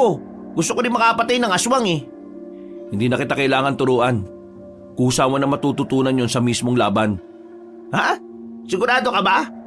Oo naman. Nakikita ko ang potensyal mo. Mataas ang potensyal mong mamatay. Parang sinaulo ka naman kausap eh. Ano sinabi mo? Ay, wala. Ang sabi ko, ang galing-galing mo talaga. Wala kang katulad. Ngumisi na lamang si Joaquin. Matapos ang isang boteng iniinom, binalikan na lamang din niya ang kanyang kapatid na si Gandara. Sa mga sandaling yun ay gising pa rin ang binabae. Nagtatahi ito ng damit. Napatigil ng maramdaman na nasa pintuan na si Joaquin. Oh, kumusta ang walking? Anong walking pinagsasabi mo? Ibig kong sabihin, kumusta naman ang nilakad mo? Yun. Ayos naman. Supatembang ko, may kukwento aki sa iyo, pero huwag kang tatawa ah. O ano naman yan? Kung tungkol yan sa lalaki, wag na. Hindi, tungkol ito sa aswang. Napalingon si Joaquin sa kanyang kapatid nang marinig ang salitang yon. Pagtingin niya kay Gandara, seryoso din ang mukha nito. Walang bahid ng pagbibiro. Oy, bakit? Anong tungkol sa aswang? Yung isang friend ko, yung lolo niya kasi albularyo sa kabilang baryo. Alam mo, deads na. Dineds ng aswang daw eh. Pero na-deads daw yon sa norte. Dumalo daw ng handaan tapos kinaumagahan, natagpuan ang katawan sa maisan, nilalangaw. Daming sugat eh. Deads na daw. Tingin mo, totoo ba mga aswangit na yon? O baka mamaya iba naman ang tumegi doon sa lolo ni Frenny? Hindi nakasagot si Joaquin. Hindi dahil natatakot siya, kundi dahil napagtanto niya na mula nang dumating siya, parang unti-unti na rin nagpaparamdam ang mga aswang. Sa isip-isip niya, marahil alam na rin ng mga nilalang na yon na nakalaya na siya ng kulungan. Masigla ang umagang yon. Sa kabilang bakuran kasi, merong okasyon, pero wala namang pakialam si Joaquin doon. Kahit na inaalok silang magkapatid na makisaya, ayaw na ayaw ni Joaquin. Para kasi sa kanya, pagsasayang lang ng oras sa mga okasyon na gaya ng ganon. Mas gugustuhin niya pang ilaan na lamang ang kanyang oras sa mas makabuluhan. Kagaya na lamang ng pagtuturo sa mga bagong miyembro ng kanilang organisasyon. Shala, saan ang lakad mo today, brother? Paulit-ulit ka. Maghanap nga ako ng mapagkakakitaan. Ay okay. Basta mag-iingat ka ha. Hindi porke maangas ka, hindi ka natatablan ng kamalasan. Takot lang sa akin ang kamalasan. Umiling na lamang si Joaquin. Umalis siya ng bahay para pumunta sa mansyon ni Tadeo. Pero bago yon, dinaanan na muna niya si Dennis. Magsasabay kasi ang dalawa para meron siyang kausap habang naglalakad. Ang kaso nga lang, nang dumating siya roon ay nakita niyang nakataas na naman ang boses ng matandang babae na si Luming. Binubungangaan na naman ito ang binatang si Dennis. Pagtingin ni Joaquin sa may gilid, mayroong matandang lalaki na nakatayo roon. Tingin niya, ang lalaking yon ay si Garawi, ang matandang nobyo ni Aling Luming. Hindi ka ba talaga nakakaintindi? Ang sabi ko kanina, ilabas mo na yung mga labahan. Hinintay mo pa talagang dumating ang bisita ko. Nakakaya ka talaga. Paano ko naman kasi may lalabas sa mga labahan ayaw naman akong papasukin ni Robert sa kwarto kung saan nandun yung mga labahan. Sige, magdahilan ka pa. Hindi mo na lang tanggapin na ikaw yung mali rito eh. Lumeng, hayaan mo na siya. Wala naman siyang kasalanan eh. Anong hayaan, Garawi? Makupad talaga ang isang yan. Huwag mo ipagtanggol yan kasi lalong magiging tamad yan. Ang sa akin lang naman, huwag ka na makonsume kasi ikaw rin naman ang mahihirapan eh. Araw mo lang din na masisira. Pero napapahiya ako sa iyo. Nasira na ang kasisimula ko palang na araw. Hindi ka naman napahiya. Ako lang naman ito eh. At saka, pwede naman nating simulan ng araw natin ulit. O Dennis, sige na. Malis ka na muna. Palalamigin ko muna ang ulo ng lola mo. Iiling-iling na lamang si Dennis. Paglabas niya ng bakuran ay saka lamang nito nakita si Joaquin na naninigarilyo sa gilid. Oh, kanina ka ba dyan? Oo, narinig ko lang. Ba't hindi ka lumapit? Para ano? para ipagtanggol ka ulit.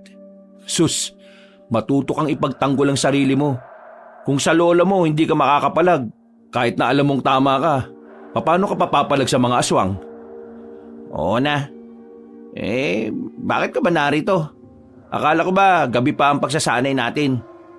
Sasama ka sa akin ngayon. Buong araw tayong mawawala rito. Anong gagawin natin? Sisimulan na natin ang trabaho. Ngayon agad? Oo. Kailan mo ba gusto? Sa susunod na taon? Sige na, magbibihis lang ako. Wag na. Doon na sa mansyon. May mga damit doon. Babalik ka pa di nalintikan ka na naman. Nga no? Sige, tara. Dennis, kailan pa syotaan ng lola mo yung matandang lalaki na yon? Di ko nga rin alam eh. Pero ayan kasi yung sinasabi ni lola noon na labat parasite niya. Matagal silang hindi nakapagkita. Tapos, ngayong pinagtagpo ng landas, ayan, naglandian. Wala namang problema kung maglandian kahit na matatanda na eh. Kakaunting oras na lang naman meron sila sa mundo. Kaya, hayaan mo na lang sila sa bagay na yon. Pero, pakiramdam ko kasi, may kakaiba dun sa matandang lalaki na yon. Ha? Paano kakaiba? Hindi ko alam eh. Basta, kapag tumingin ako sa kanya, parang hindi ako komportableng nakikita siya. Parang gusto ko siyang patayin kahit wala naman siyang ginagawang masama sa akin. Naku, nakakatakot na yung mga naiisip mo ha. Baka mamaya bigla ka na lang managa ng tao habang naglalakad tayong dalawa ha. Sira ulo. Tara na nga. Sabay nang naglakad ang dalawa. Ilang sandali lamang ay nakarating na rin sila sa mansyon. Pagkatapos makuha ang mga gamit sa mansyon, lumarga na rin sila para puntahan ang isa sa mga pinagtataguan ng mga aswang. Ang kaso nga lang, hindi na nila yun nakita pa. Nakatunog na ang mga aswang kaya dali-daling lumipat ng bagong tataguan. Mas nahirapan na sila sa mga sumunod na araw. Kahit na anong gawin nilang paghahanap sa sulok ng kagubatan ay wala na silang makita. Kaya naman inilaan na lamang nila ang kanilang oras sa pagsasanay. Stop! Gusto ko pang mag-practice habang katapat siya. Ako rin! Kailangan nyo nang tumigil. Alam nyo kung bakit? Bakit? Ano ba problema? Walang problema. Sa katunayan, wala na kayong problema. Kuha nyo na ang mga itinuro namin ni Joaquin. Tama. Tama si Mang Tadeo. Handang-handa na kayo sa mga gagawin nating misyon. Nagbunga na rin ang halos 3 linggo ninyong pagsasanay. So, kailan tayo makikipaglaban sa mga aswang? Kunwari ka pa. Ang gusto mo lang talagang itanong kailan ang sahod? Manahimik ka nga. Di na kita inaano dyan ha. Lumapit si Joaquin sa dalawa at pasimpleng tinapik sa dibdib ang mga yon. Naparay na lamang si Lolong at Dennis. Kung ganyan pa rin kayo sa kalagitnaan ng misyon natin, pababayaan ko kayo mamatay. Epep. Tama na ang kakaganyan nyo ha. Ang mabuti pa, ihanda na ninyo ang ibang kasamahan ninyo. Lolong, nasaan ang mga bata-bata mo? Wala ni. Natakot. Ayaw na nilang sumama. Mga tarantado pala mga yan eh. Ilang linggo naming tinuruan sabay hindi nasasama. Kapag nakita ko lang sa daan ng mga yan, lulumpuhin ko yung mga yan eh. Lumpuin mo na. Wala na rin naman akong pakialam sa kanila eh. Walang choice. 3 na muna kayong lalarga mamaya. Ha? 3 lang? Sigurado kayo? O bakit? Natatakot ka ba? Ako? Baka ikaw? Sige na, kilos na. Aalis na rin tayo kaagad. Mang Tadeo, pasunurin mo na lang yung ibang mga bago kapag nakarating na sila rito ha. Hindi kami pwede magsayang ng oras eh. Baka makalis na naman yung mga aswang na yon. O sige, mag-iingat kayong 3. Bumalik kayong kumpleto ha. Kahit na kulang ang kanilang bilang, hindi na nila inatrasan ang kanilang misyon. Kahit na papaano, kampante naman si Joaquin na magagawa na rin siyang tulungan ng dalawa. Malaki na kasi ang pinagbago ni Lolong at Dennis pagdating sa paghawak ng sandata. Boss, sigurado ba na sa bayan talaga nagtatago yung mga aswang? Hindi ba sabi nila, ang mga aswang hindi tumitira sa mga matataong lugar? Sabi nila yon. Maniwala ka sa sabi ko. Napapaisip lang ako kung gaano ba sila karami. Kakayanin ba talaga natin silang 3? Nakita mo na kung paano ako lumaban, Dennis, di ba? Ikaw. Alam nga namang ikaw ang lahat ng papas lang habang kami nasa gilid lang. Ayos, easy money yun. Kung kinakailangan na gawin ang bagay na yan, gagawin ko. Pero hanggat kaya niyo akong tulungan, tulungan niyo ako. Lahat ng bagay may hangganan. Kaya hindi ko masisiguro na hanggang dulo mahusay ako. Napasang-ayon na lamang din ang dalawa. Maya-maya lang din ay nakasakay na rin sila sa jeep patungo sa bayan. Ilang minuto lang ang nakalipas ay nakarating na rin sila. Kahit na 8:00 na ng gabi, marami-rami pa rin silang nakikitang tao. Joaquin, paano malalaman kung aswang na ba yung kaharap natin o hindi? Kapag naiilang sa atin, lalayo ang mga aswang kapag naramdaman nilang merong mga manunugi sa paligid. Kaya nga bago pa nila maramdaman, dapat maunahan na natin sila. Yun lang talaga ang paraan para malaman na aswang ang nasa paligid? Oo. Hindi naman ako albularyo kaya hindi ko rin naman kabisado. Yung kapangyarihan mo, yung mga tattoo mo, hindi ka ba tinutulungan ng mga yan para malaman mo man lang kung may mga aswang nga sa paligid? Hindi. Kalakasan lang ang meron sila, hindi kamalayan. Nanahimik na lamang sila sa mga sumunod na sandali. Bago sila sumabak sa tunay na laban, dumaan na muna sila sa isang tindahan at saka nanigarilyo. Makalipas lang ang ilang minuto, nilakad na nila ang isang paupahan na di umano ay doon naglulungga ang ibang aswang. Diyan sa paupahan na yan, nasa loob ang mga salot. Anong gagawin natin? Kumalma muna kayo. Kailangan nating magpanggap muna ng mga simpleng tao lang. Lalapit tayo. Aalamin muna natin kung gaano sila karami. Huminga ng malalim si Lolong at Dennis.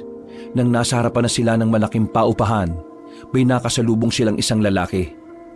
Napatingin yun sa kanilang harapan. Nagtataka habang nakatingin sa kanila. Oh, nailang. Malamang aswang yan. Bago pa makatakbo ang lalaking yon, hinugot na ni Joaquin ang kanyang itak. Walang pagdadalawang isip nitong hinugupit sa dibdib ang lalaki. Nang tamaan nito ay saktong nagbago ito ng anyo. Hindi pa nakontento si Joaquin. Tinarak niya agad ang itak sa dibdib ng aswang. Hindi ba tayo rito mababalita o malalagay sa dyaryo? Baka mamaya dami mo pang satsat. Pasukin na natin tong paupahan na to. Nauna nang naglakad si Joaquin. Pinasok na nito ang paupahan. Sa hagdanan pa lang, naririnig na niyang umaangil ang ibang aswang na naroon. Nung mga sandaling yon, ganadong-ganado na ang binata. Nararamdaman na rin niyang nag-iinit na ang mga burda niya sa katawan. Tila ba nag-uudyok ang mga yon na lagasin niya ang lahat ng naroon. Lahat na makikita nyo, patayin nyo! Paano kung taong iba sa kanila? Hindi ganyan umangil ang tao. Bilis! Pagsipa nila sa pinto, nakita nila ang dalawang aswang, babae at lalaki. Magkapatong. Hindi na nagsayang ng oras ang lalaking si Joaquin.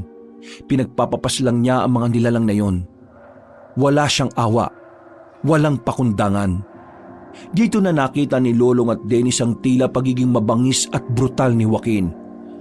Wala silang makitang takot sa mukha ng binata. Sa halip, kaligayahan ang imaheng mailalarawan nila sa kung gaano kalapad ang ngiti ni Joaquin. Ayan na sila! Bumara sa pasilyo ang mga aswang. Pero dahil hindi umatras si Joaquin, napilitan na lamang ang dalawa na pumalag. Pinagana ni Joaquin ang kapangyarihan ng lawin. Umilaw ang imahe ng lawin sa kanyang braso. Mabilis siyang nakalapit sa mga aswang at agad niya itong pinagtatataga at pinagsasasaksak ng kanyang itak. Sa isang iglap lang, 5 aswang kagad ang bumulagta. Ganito, kung sino ang mas maraming mapapatay na aswang sa inyong dalawa, may dagdag na sahod. Ngumisi at napailing na lamang si Joaquin. Lumabas na sila ng paupahan nang makitang nagsilayasan na ang mga aswang. Nagsisigawan na rin ang mga ibang tao na nakakita sa mga nilalang na yun. Agad naman nilang hinabol ang mga aswang hanggang sa makarating sila sa isang bakanting lote. Naroon ang mga aswang. Hindi lang 5, kundi nasa 10 aswang ang naroon. Tila hinihintay lamang sila ng mga yun para kalabanin sila. Lolong, Dennis, kayo na dyan ha? Eh ikaw, anong gagawin mo? Wala, manunood.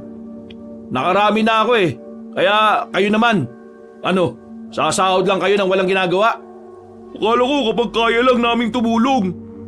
Kaya nyo naman na ngayon eh. Pakita nyo sa akin para di ako madismaya. Pambira naman oh. Manunugis na kayo ngayon. Hindi na kayo mga tambay lang. Kung sino makakaraming patay ng aswang, ako mismo magdadagdag ng sahod nyo. Bilis na! Inilabas ni Joaquin ang kanyang sigarilyo at saka umupo sa gilid para itong manonood lang ng pangkaraniwang away sa kanto. Huwag ka na magreklamo. Dito natin mapapatunayan kung sino talaga totoong matapang.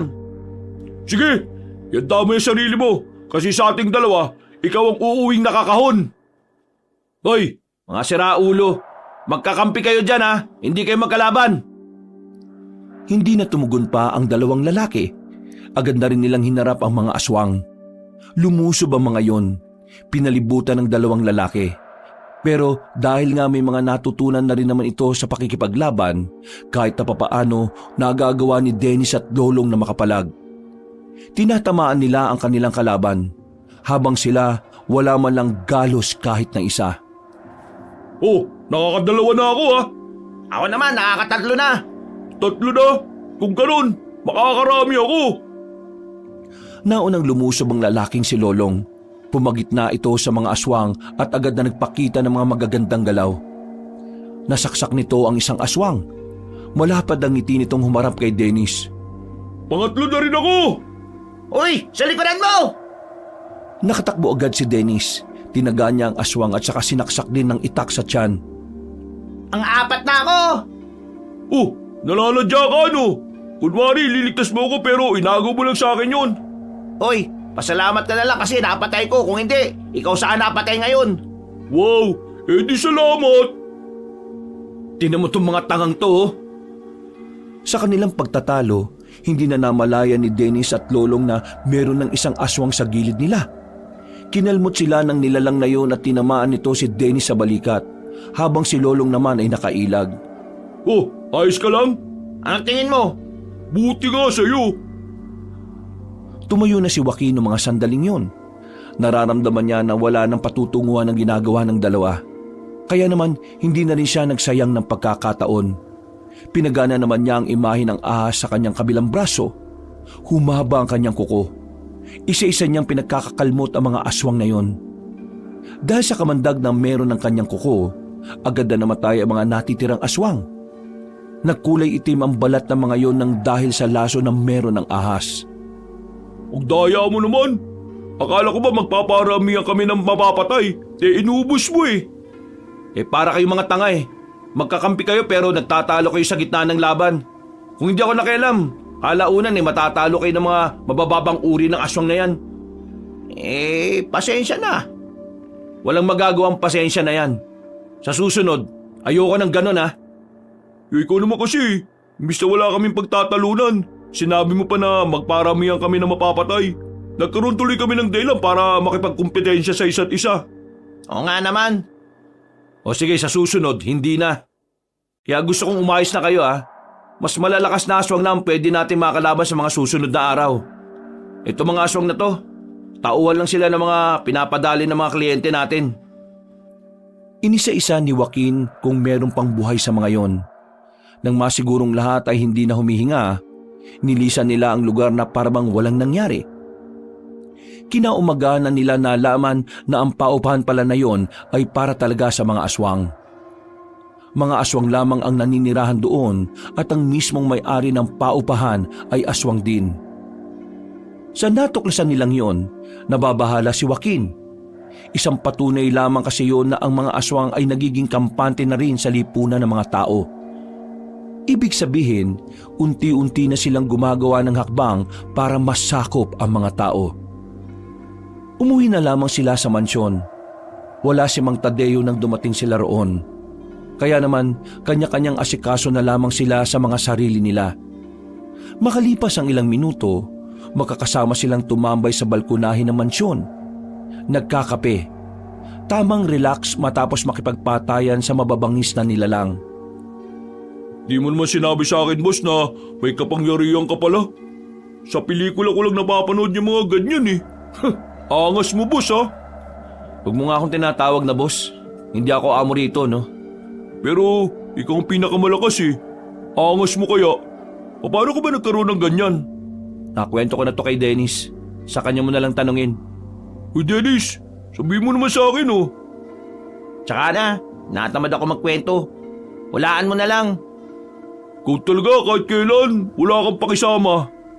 Ikaw yung walang pakisama, no? Baka nakakalimutan mo. Tagal mo akong binubuli, ha? Ano ka ba? Tagal na nun, oh. Humingi na nga ako ng tawad sa'yo eh. Di ka ba maka-move on?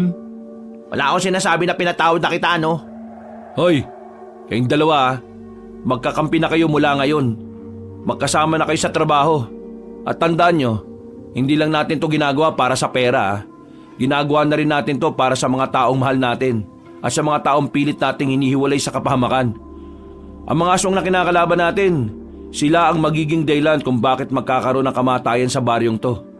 Kaya kayong dalawa, sanayin nyo nang tingnan ng mga sarili nyo na bilang magkakampi. Kalimutan nyo na muna yung nakaraan. Saka na kayo magsuntukan kapag tapos na natin ang problemang ito. Joaquin, tatanong ko lang. May ideya na ba kayo kung sino yung tinuturing na pinuno ng mga aswang? Sa dami na ng napatay at nanakawan nilang mga negosyante, malamang sa malamang mahihirapan kaming malaman kung sino siya. Iba ang galawan ng aswang kapag may pera. Sinasabi mo bang nakakaroon din sila ng koneksyon sa mga matataas na tao? Hindi malabo. Kaya nga hindi ito magiging madali. Lalo na ngayon, 3 pa lang tayong lumalaban. Wala pang ibang inaasahan natin na makakasama natin. Alam nyo, sa totoo lang, duwag talaga akong tao eh. Kaya ako naging bully kasi yun yung paraan ko para itago kung gaano ko kaduwag. Kaya nga ngayon, kahit na iniwan ako ng mga barkada ko sa labang ito, hindi ako matras eh. Kasi gusto kong malagpasan yung kaduwagan ko. Unang tingin ko pa lang sa'yo, alam ko na ikaw yung tipo ng taong hindi makakapalag sa mas malakas. Pero hindi kita tiningnan bilang mahina, ah. Tama yung ginagawa mo. Tama lang na ginugusto mong lagpasan ng mga bagay na alam mong nagiging hadlang sa pag-unlad mo. Hindi ka hinaan ng kaduwagan. Ang kaduwagan ay isang parte ng buhay ng tao na maaaring maging daan para malaman mo kung gaano ka katapang. Walang matapang na matapang ka agad. Minsan, sa buhay nating lahat, naranasan nating matakot. Naranasan nating panghinaan ng loob. Pero alam nyo kung anong mahalaga dito? Yun na yung handa kang lagpasan ng mga bagay na kinatatakutan mo. Yung mga sundalo, lahat yan may kaduwagan yan bago sila humawak ng baril. Yung mga piloto, nakaramdam din yan ng pagkalula bago umere. At kahit tayo ng mga bata pa tayo, natakot muna tayo bago tayo matuli. Kasi, tao lang din tayo eh. Hindi tayo ginawang matibay kaagad. Dahil ang katibayan ay nabubuo base sa mga bagay na nararanasan at pinaniniwalaan natin. At kung maniniwala kayo palagi na kakayanin nyo mga hamon sa inyo, edi hindi kayo magiging mahina. Napatango na lamang ang 2 binata sa mga sinabi ni Joaquin. Kahit na papaano, gumaan na rin ang pakiramdam ni Lolong. Tumaas ang kanyang moral dahil sa mga magagandang salita ng kanilang narinig. Kinabukasan ng umaga na sila bumalik ng baryo. Pagdaan nila sa bahay nila Dennis, isang balita ang sumalubong sa binata. Ayon sa mga tiyuhin ni Dennis, ang kanyang lola Luming ay sumama na sa matandang lalaki na si Garawi. Nagsabi daw yun na kahit kailan, hindi na babalik sa bahay na yon. Sa madaling sabi, magsasama na sila ni Garawi. Imbis na mabahala, nawalan na lang din ng pakialam si Dennis. Kahit na kailan naman kasi, hindi naman siya pinakinggan ng pamilyang kumupkup sa kanya. Anong plano mo ngayon? Wala naman ako magagawa eh. Magkasama na sila, di bahala na sila. Oh, ano? Dito na muna ako. Uwihan ko lang muna yung kapatid ko. Tumango na lamang si Dennis. Naglakad na lang din si Joaquin patungo sa kanilang bahay. Inabutan niya si Gandara na nagluluto na ng kanilang agahan. Sabog-sabog pa ang mahaba nitong buhok. Ikaw Morning ka na umuwi Di mo ba knows na delikado na ang life now? Kalat na ngayon ang balita, no? Yung nangyari sa bayan, maraming aswangit ang pinatay sa isang paupahan. Ang sabi ng ibang nakakita, may 3 lalaki doon na pumuksa sa mga yon. Ay nako, sino kaya yung 3 lalaki na ite? Di ba sila natakot sa mga monster? Ayos lang naman ako. Ikaw ang mag-ingat kasi hindi mo kayang protekta ng sarili mo. Haller, ako? Di ko kaya protect ang aking self? Hindi mo sure ha? Hindi ako nakikipagbiruan ha. Seryoso ako, Gabriel. Kapag sinabi ko mag-ingat ka talaga. Okay, sabi mo Pero ano yung gasgas sa braso mo, brother? Wala yan. Basta. Ano nga? Sige na, matutulog na muna ako. Pakigising na lang ako ng bandang 4:00 ng hapon. Naging mahimbing naman ang tulog ni Joaquin ng mga sandaling yon. Pero bandang 3:00 pa lang ay binulabog na siya. Hindi ng kanyang kapatid kung hindi si Dennis na tila natataranta. Napamura si Joaquin. Inis itong bumangon. Nakasimangot at saka nagdabog. Ano ba?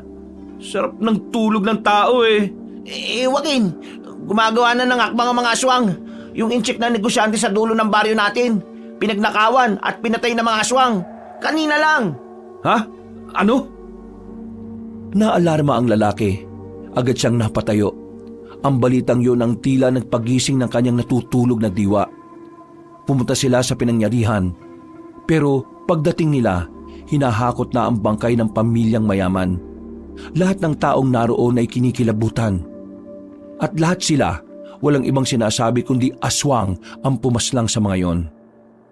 May mga nakakita. Ang sabi nila, isang sasakyan daw yung tumigil sa harapan ng bahay ng mga incheck na yan. Tapos, bigla raw lumabas yung mga aswang. Walang nagawa yung mga gwardya Pinatay agad sila. Mabibilis daw yung mga aswang. Parang hindi tinatamaan. Yung parang nangunguna daw sa mga yun, 2 matanda. Isang matandang lalaki, isang matandang babae. Hindi nila makilala yung mukha kasi nakaan yung aswang daw Tara, pumunta tayo sa mansyon ngayon din. Kailangan na natin bumuo ng matinding plano. Pupuntahan na natin ang kuta nila kahit na tayo-tayo lang. Alam niyo na kung saan naglulungga yung mga aswang? Oo, tayo na lang ang hinihintay nila. Di ba, delikado na kakaunti lang tayo. Hindi naman sa natatakot ako Iniisip ko lang yung tsansa na manalo tayo kung mas marami sila kaysa sa atin. Wala na tayong ibang magagawa. Kailangan nating sumugal. Mas makakagawa pa ng masama ang mga aswang na yon kung hihintayin pa nating dumami tayo. Ngayon, gusto kong malaman, sasama ka pa ba? Oo naman sasama ako. Yun naman pala di pumunta na tayo sa mansyon. Wala silang sinayang na sandali. Kinausap na agad nila ang matandang si Tadeo. Sa kasamaang palad, kakaunting bilang pa rin ang grupo nila. Iilan pa lang din kasi ang mga dati nilang kasama ang nagdesisyon na bumalik. Habang ang iba naman ay hindi na talaga nagpakita. Ganun pa man, bumuo pa rin sila ng plano. Kailangan na nilang kumilos. At ang mismong araw na yon ang kanilang magiging simula. Sigurado na ba yung plano? Mamayang gabi na talaga tayo aatake sa kuta ng mga aswang? Oo, wala na tayong dapat palagpasin pa. Samahan na lang natin ng dasal mamaya na sana huwag kang mamatay. Kung makaano naman to, para mo na rin sinabi na sana mamatay ako.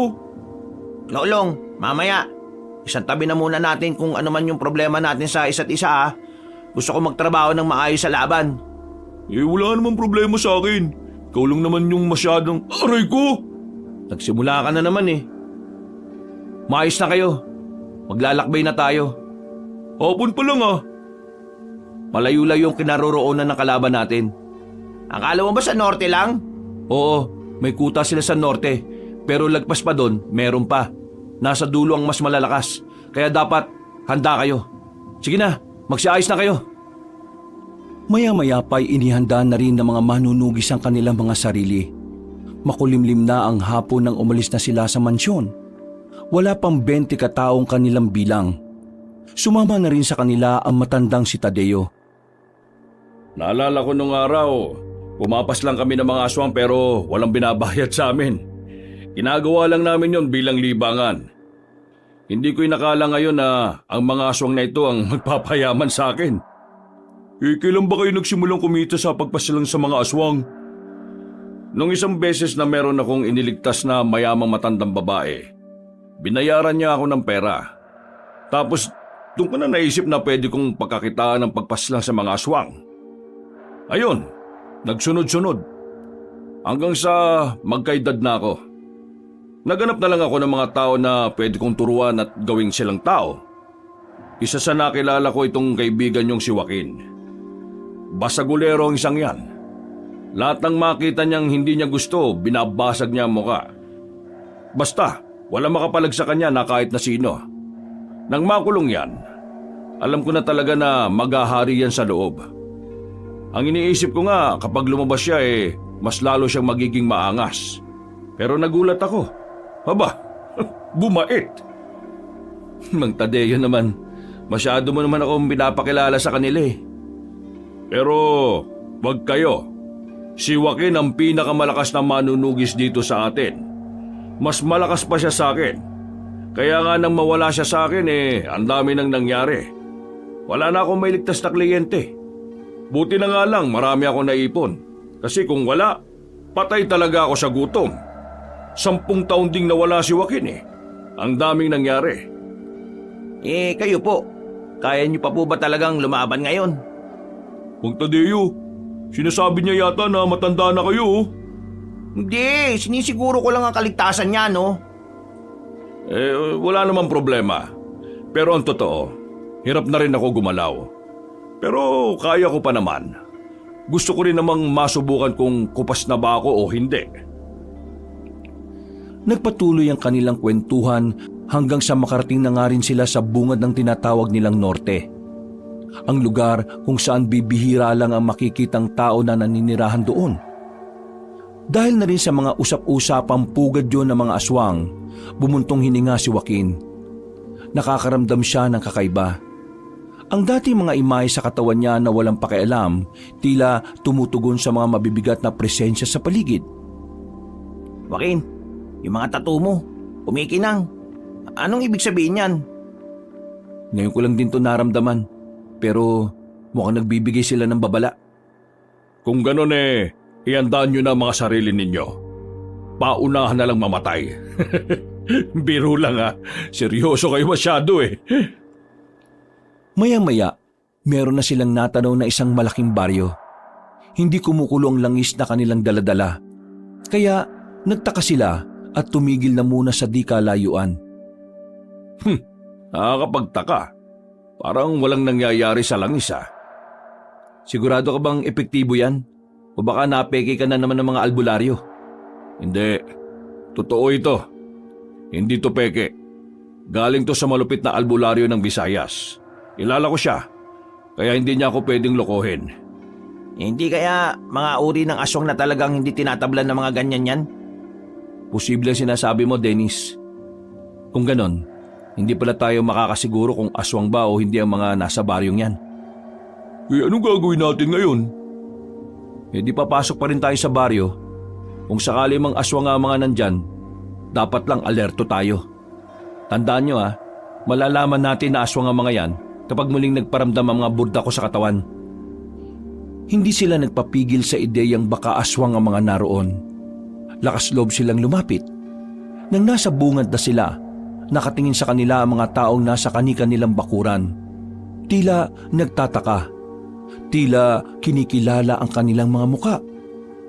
Tingnan niyo sila Ang sasama ng tingin sa atin. Parang may mga gagawing masama Eto, handa na. Nagpaparamdam na ang mga burda ko. Nakita nilang umilaw ang tattoo ni Joaquin na ahas, lawin, palaka, pusa, musang at maging ang nakatagong burda niya na leon ay nagliwanag na rin. Masyadong mabilis ang nangyari.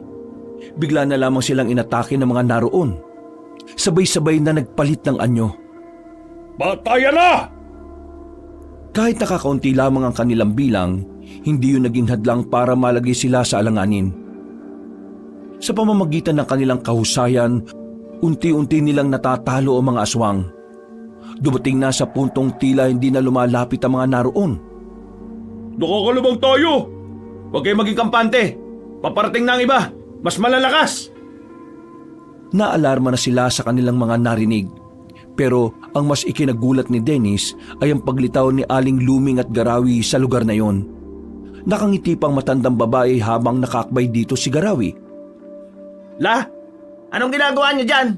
Bakit nandito kayo? Luming, hindi ko alam na talagang mahina palang pangunawa ng apo mo na yan Kaya nga inis na inis ako dyan Bakit ko pa kasi tinanggap yan Wala namang kwenta. Sabi mo sa akin, anong ibig sabihin nito, La? Ako at ang lola mo ay nagsasaba na. Kami na mag-ahari sa probinsyang ito. Hindi mo pa rin gets. Kaming dalawa ay parehong aswang. Aswang? Bakit? Bakit tinagkaganyan? Gusto ko pang humaba ang buhay ko para makasama si Garawi ng mas matagal. At mangyayari lang yon kapag naging aswang ako. Kaya pala una pa lang hindi na maganda pakiramdam ko sa syota ng lola mo, Dennis Wala na tayong magagawa sa kanya Kailangan na nating Patayin? Pati lola ko? aswang na ang lola mo. Sa trabaho natin, aswang ang mga pinapaslang natin. Dennis, kahit noong normal na tao pa lang siya, hindi ka naman niya tinrato na parang tao Hindi na siya magbabago. Kung ahayaan nating mabuhay ang isang yan, baka perwisyo pa yan. Ang dami mong shot-shot! Bigla na lamang lumundag na mataas sa matandang babae palapit sa kanila. Sa puntong ito, muling sumiklab na ang gulo sa pagitan ng mga manunugis at aswang. Patayan lang ang makikita sa buong paligid. Papatay na kita, Dennis! Total, kahit kailan naman hindi kita napakinabangan! La, makinig ka sa akin! Wala akong pakikinggan sa'yo! Inatake ni Aling Luming ang kanyang sariling apo. Walang ibang ginagawa si Dennis kundi ang umilag lamang. Nang makita ni Joaquin na mapapatay na ng matandang babae si Dennis, gumawa na rin ng paraan si Joaquin. Pinagana nito ang imahe ng lawin sa kanyang braso. Mabilis siyang nakalapit kay Aling Luming. Nahawakan ni Joaquin ang kamay na matanda na may mahahabang kuko. Umalis ka dyan! Walang kahirap-hirap na pinaslang ni Joaquin ang matandang babae. Itinarak niya agad ang itak sa dibdib nito ng 3 ulit. Nanlalaki ang mga mata ni Dennis. Habang ang matandang si Garawi naman ay hindi rin makapaniwala na napas lang ang kanyang minamahal. Namuo ang galit sa puso ni Garawi. Dahilan para magsimula na rin itong makapagpalit ng anyo. Mang Tadeo, Lolong, kayo na sa iba. Ako nang bahala dito sa pinuno nila. Bakit? Bakit mo pinatay si Lola? Gumisi ka na sa katotohanan. Hindi na siya ang lola mo. Kailangan mong tanggapin na hanggang sa mga puntong ito, wala kang halaga sa kanya. Huwag mong sayangin ang buhay mo para lang sa tao kagaya niya. Gumising ka! Kailangan mong... Hindi na naituloy pa ni Joaquin ang kanyang sasabihin nang maramdaman na niya si Garawi sa kanyang gilid. Dinakma siya nito at kinaladkad papasok ng kagubatan. Dahil hindi siya nakapaganda, maagang nabugbog ang kanyang katawan. Sira-sira ang damit niya dahil sa pagkakasadsad. Hindi pa nakontento matandang si Garawi. Pinagsusuntok siya ng marami sa katawan at sa muka. Sa isang iglap lang, matinding galos na kagad ang tinamo ni Joaquin. Nang makakuha ng tamang tiyempo, gegewang-gewang na nakadistansya ang binata. Pinaslang mo ang pinakamamahal kong babae! Magbabayad ka ngayon! Binabati kita! Nagawa mo akong unahan! Huwag ka nang magsalita! Tinanggal na muna ni Joaquin ang kanyang damit. Saka biglang nagliwanag ang kanyang likuran. Ang imahe ng isang leon na matagal na niyang hindi nagagamit. Alam mo bang dapat matagal ko nang naubos sa mga aswang?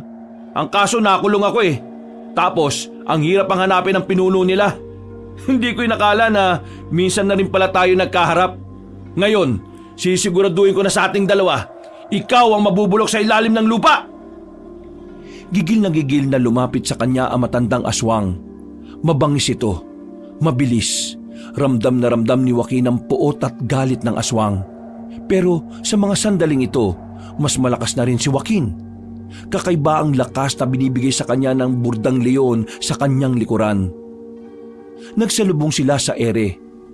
Pagsuntok ni Garawi sa kanya, nailagan niya yon.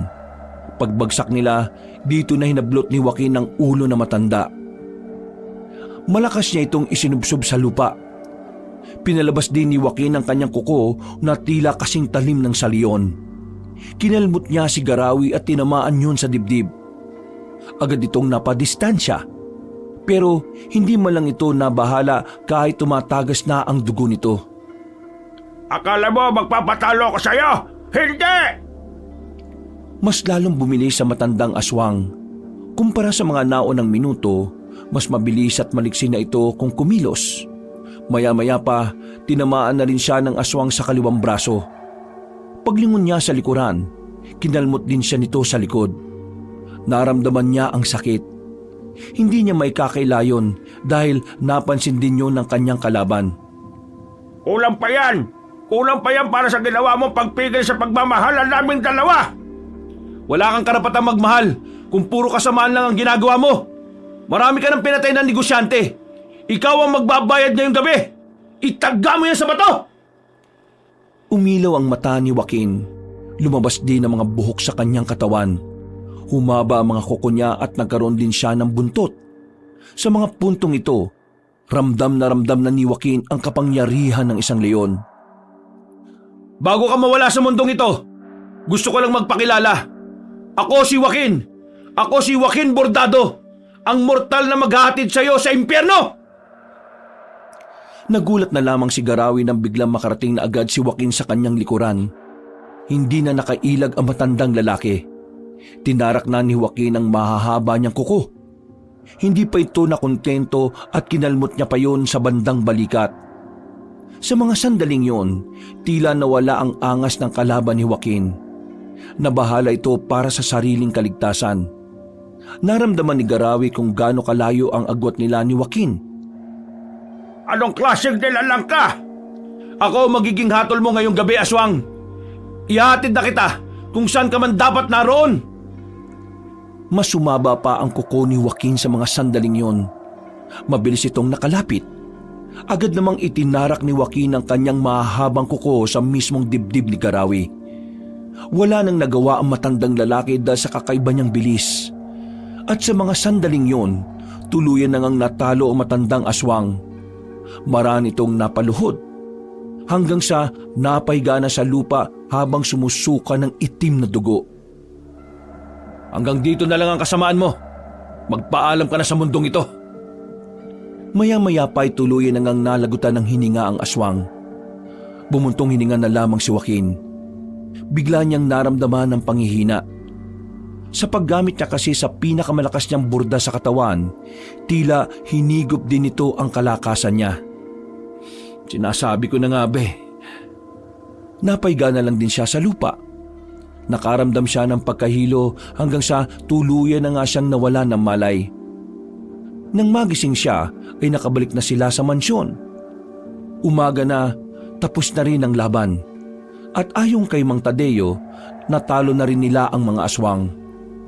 Nakabalik naman na ang lakas ni Joaquin ng mga sandaling yon. Kinaya na niya ulit makabangon at makapaglakad na maayos. Nasaan si Dennis? Kagabi pa yun umuwi. Hindi nga kami kinikibo eh. Saan ka naman pupunta? Kakabalik lang ng lakas mo Magpahinga ka na muna. Oo nga, tsaka natalo na natin ang mga aswang. Siguro naman, ayos lang na magdiwang tayo, no? Sige na, mauna na kayo. Kailangan kong kausapin si Dennis. Lumabas ng bahay ang lalaki. Umuwi siya sa kanilang baryo at agad din naman niyang nakita si Dennis na naglalakad. Hinabol niya ito at tinapik sa balikat. Dennis, patawarin mo ako sa ginawa ko Pero sana maintindihan mo na kung hindi ko yung ginawa, ikaw naman ang namatay. Joaquin, di naman ako galit sa iyo Wala akong samaan ng loob. Malungkot ako kasi tama ka Kailangan kong tanggapin na kailangan mawala si Lola. Alam mo, Lola ko pa rin siya Kahit ganun siya sa akin. May pagmamahal pa rin ako sa kanya. Pero siguro nga, may mga taong kailangan na lang din nating kalimutan para makausad tayo. Unti-unti kong tatanggapin ang mga nangyari. Huwag kang mag-alala, kakayanin ko rin naman to O yun naman pala Tara, sumama ka na sa akin. Mamaya may pahanda si Mang Tadeo sa mansyon. Salo-salo. Sige, Gutom na rin kasi ako eh. Aalis na sana ang dalawa nang biglang dumating naman ang Becky na si Gandara. Hinarang sila nitong dalawa. Hoy! Buti naman nakita ko kayong dalawa, no? Diyos ko naman to! Tulungan niyo naman muna, Kes, magbuhat ng bigas. Visit ka, kuya, ha? Di mo naman sinabi na ngayon darating mga bigas na binili mo. Ay, oo nga pala. Tara, tulungan nga muna natin tong taong to. Kailan mo aaminin sa kanya yung tungkol sa pagiging manunugis mo? Kapag nalaman niya, saka ako aamin. Ay wow! Nagkwentuhan pa ang mga person. Hoy, gora na as, no? Nauna nang naglakad ang Becky na si Gandara. Napapangiti na lamang si Joaquin at Dennis. Mula nang matalo nila ang mga aswang, itinuon na ni Joaquin ang buhay niya sa pag-aalaga at pag-aasikaso sa kanyang kapatid. Wala siyang pakialam kung ano ang kasarian nito. Nangako siya sa harapan ng puntod ng kanilang ina na kahit na anong mangyari, siya ang taong poprotekta kay Gandara. Hinding-hindi niya ito hahayaang masaktan ng kung sino, lalong-lalo na ng mga aswang. Wakas,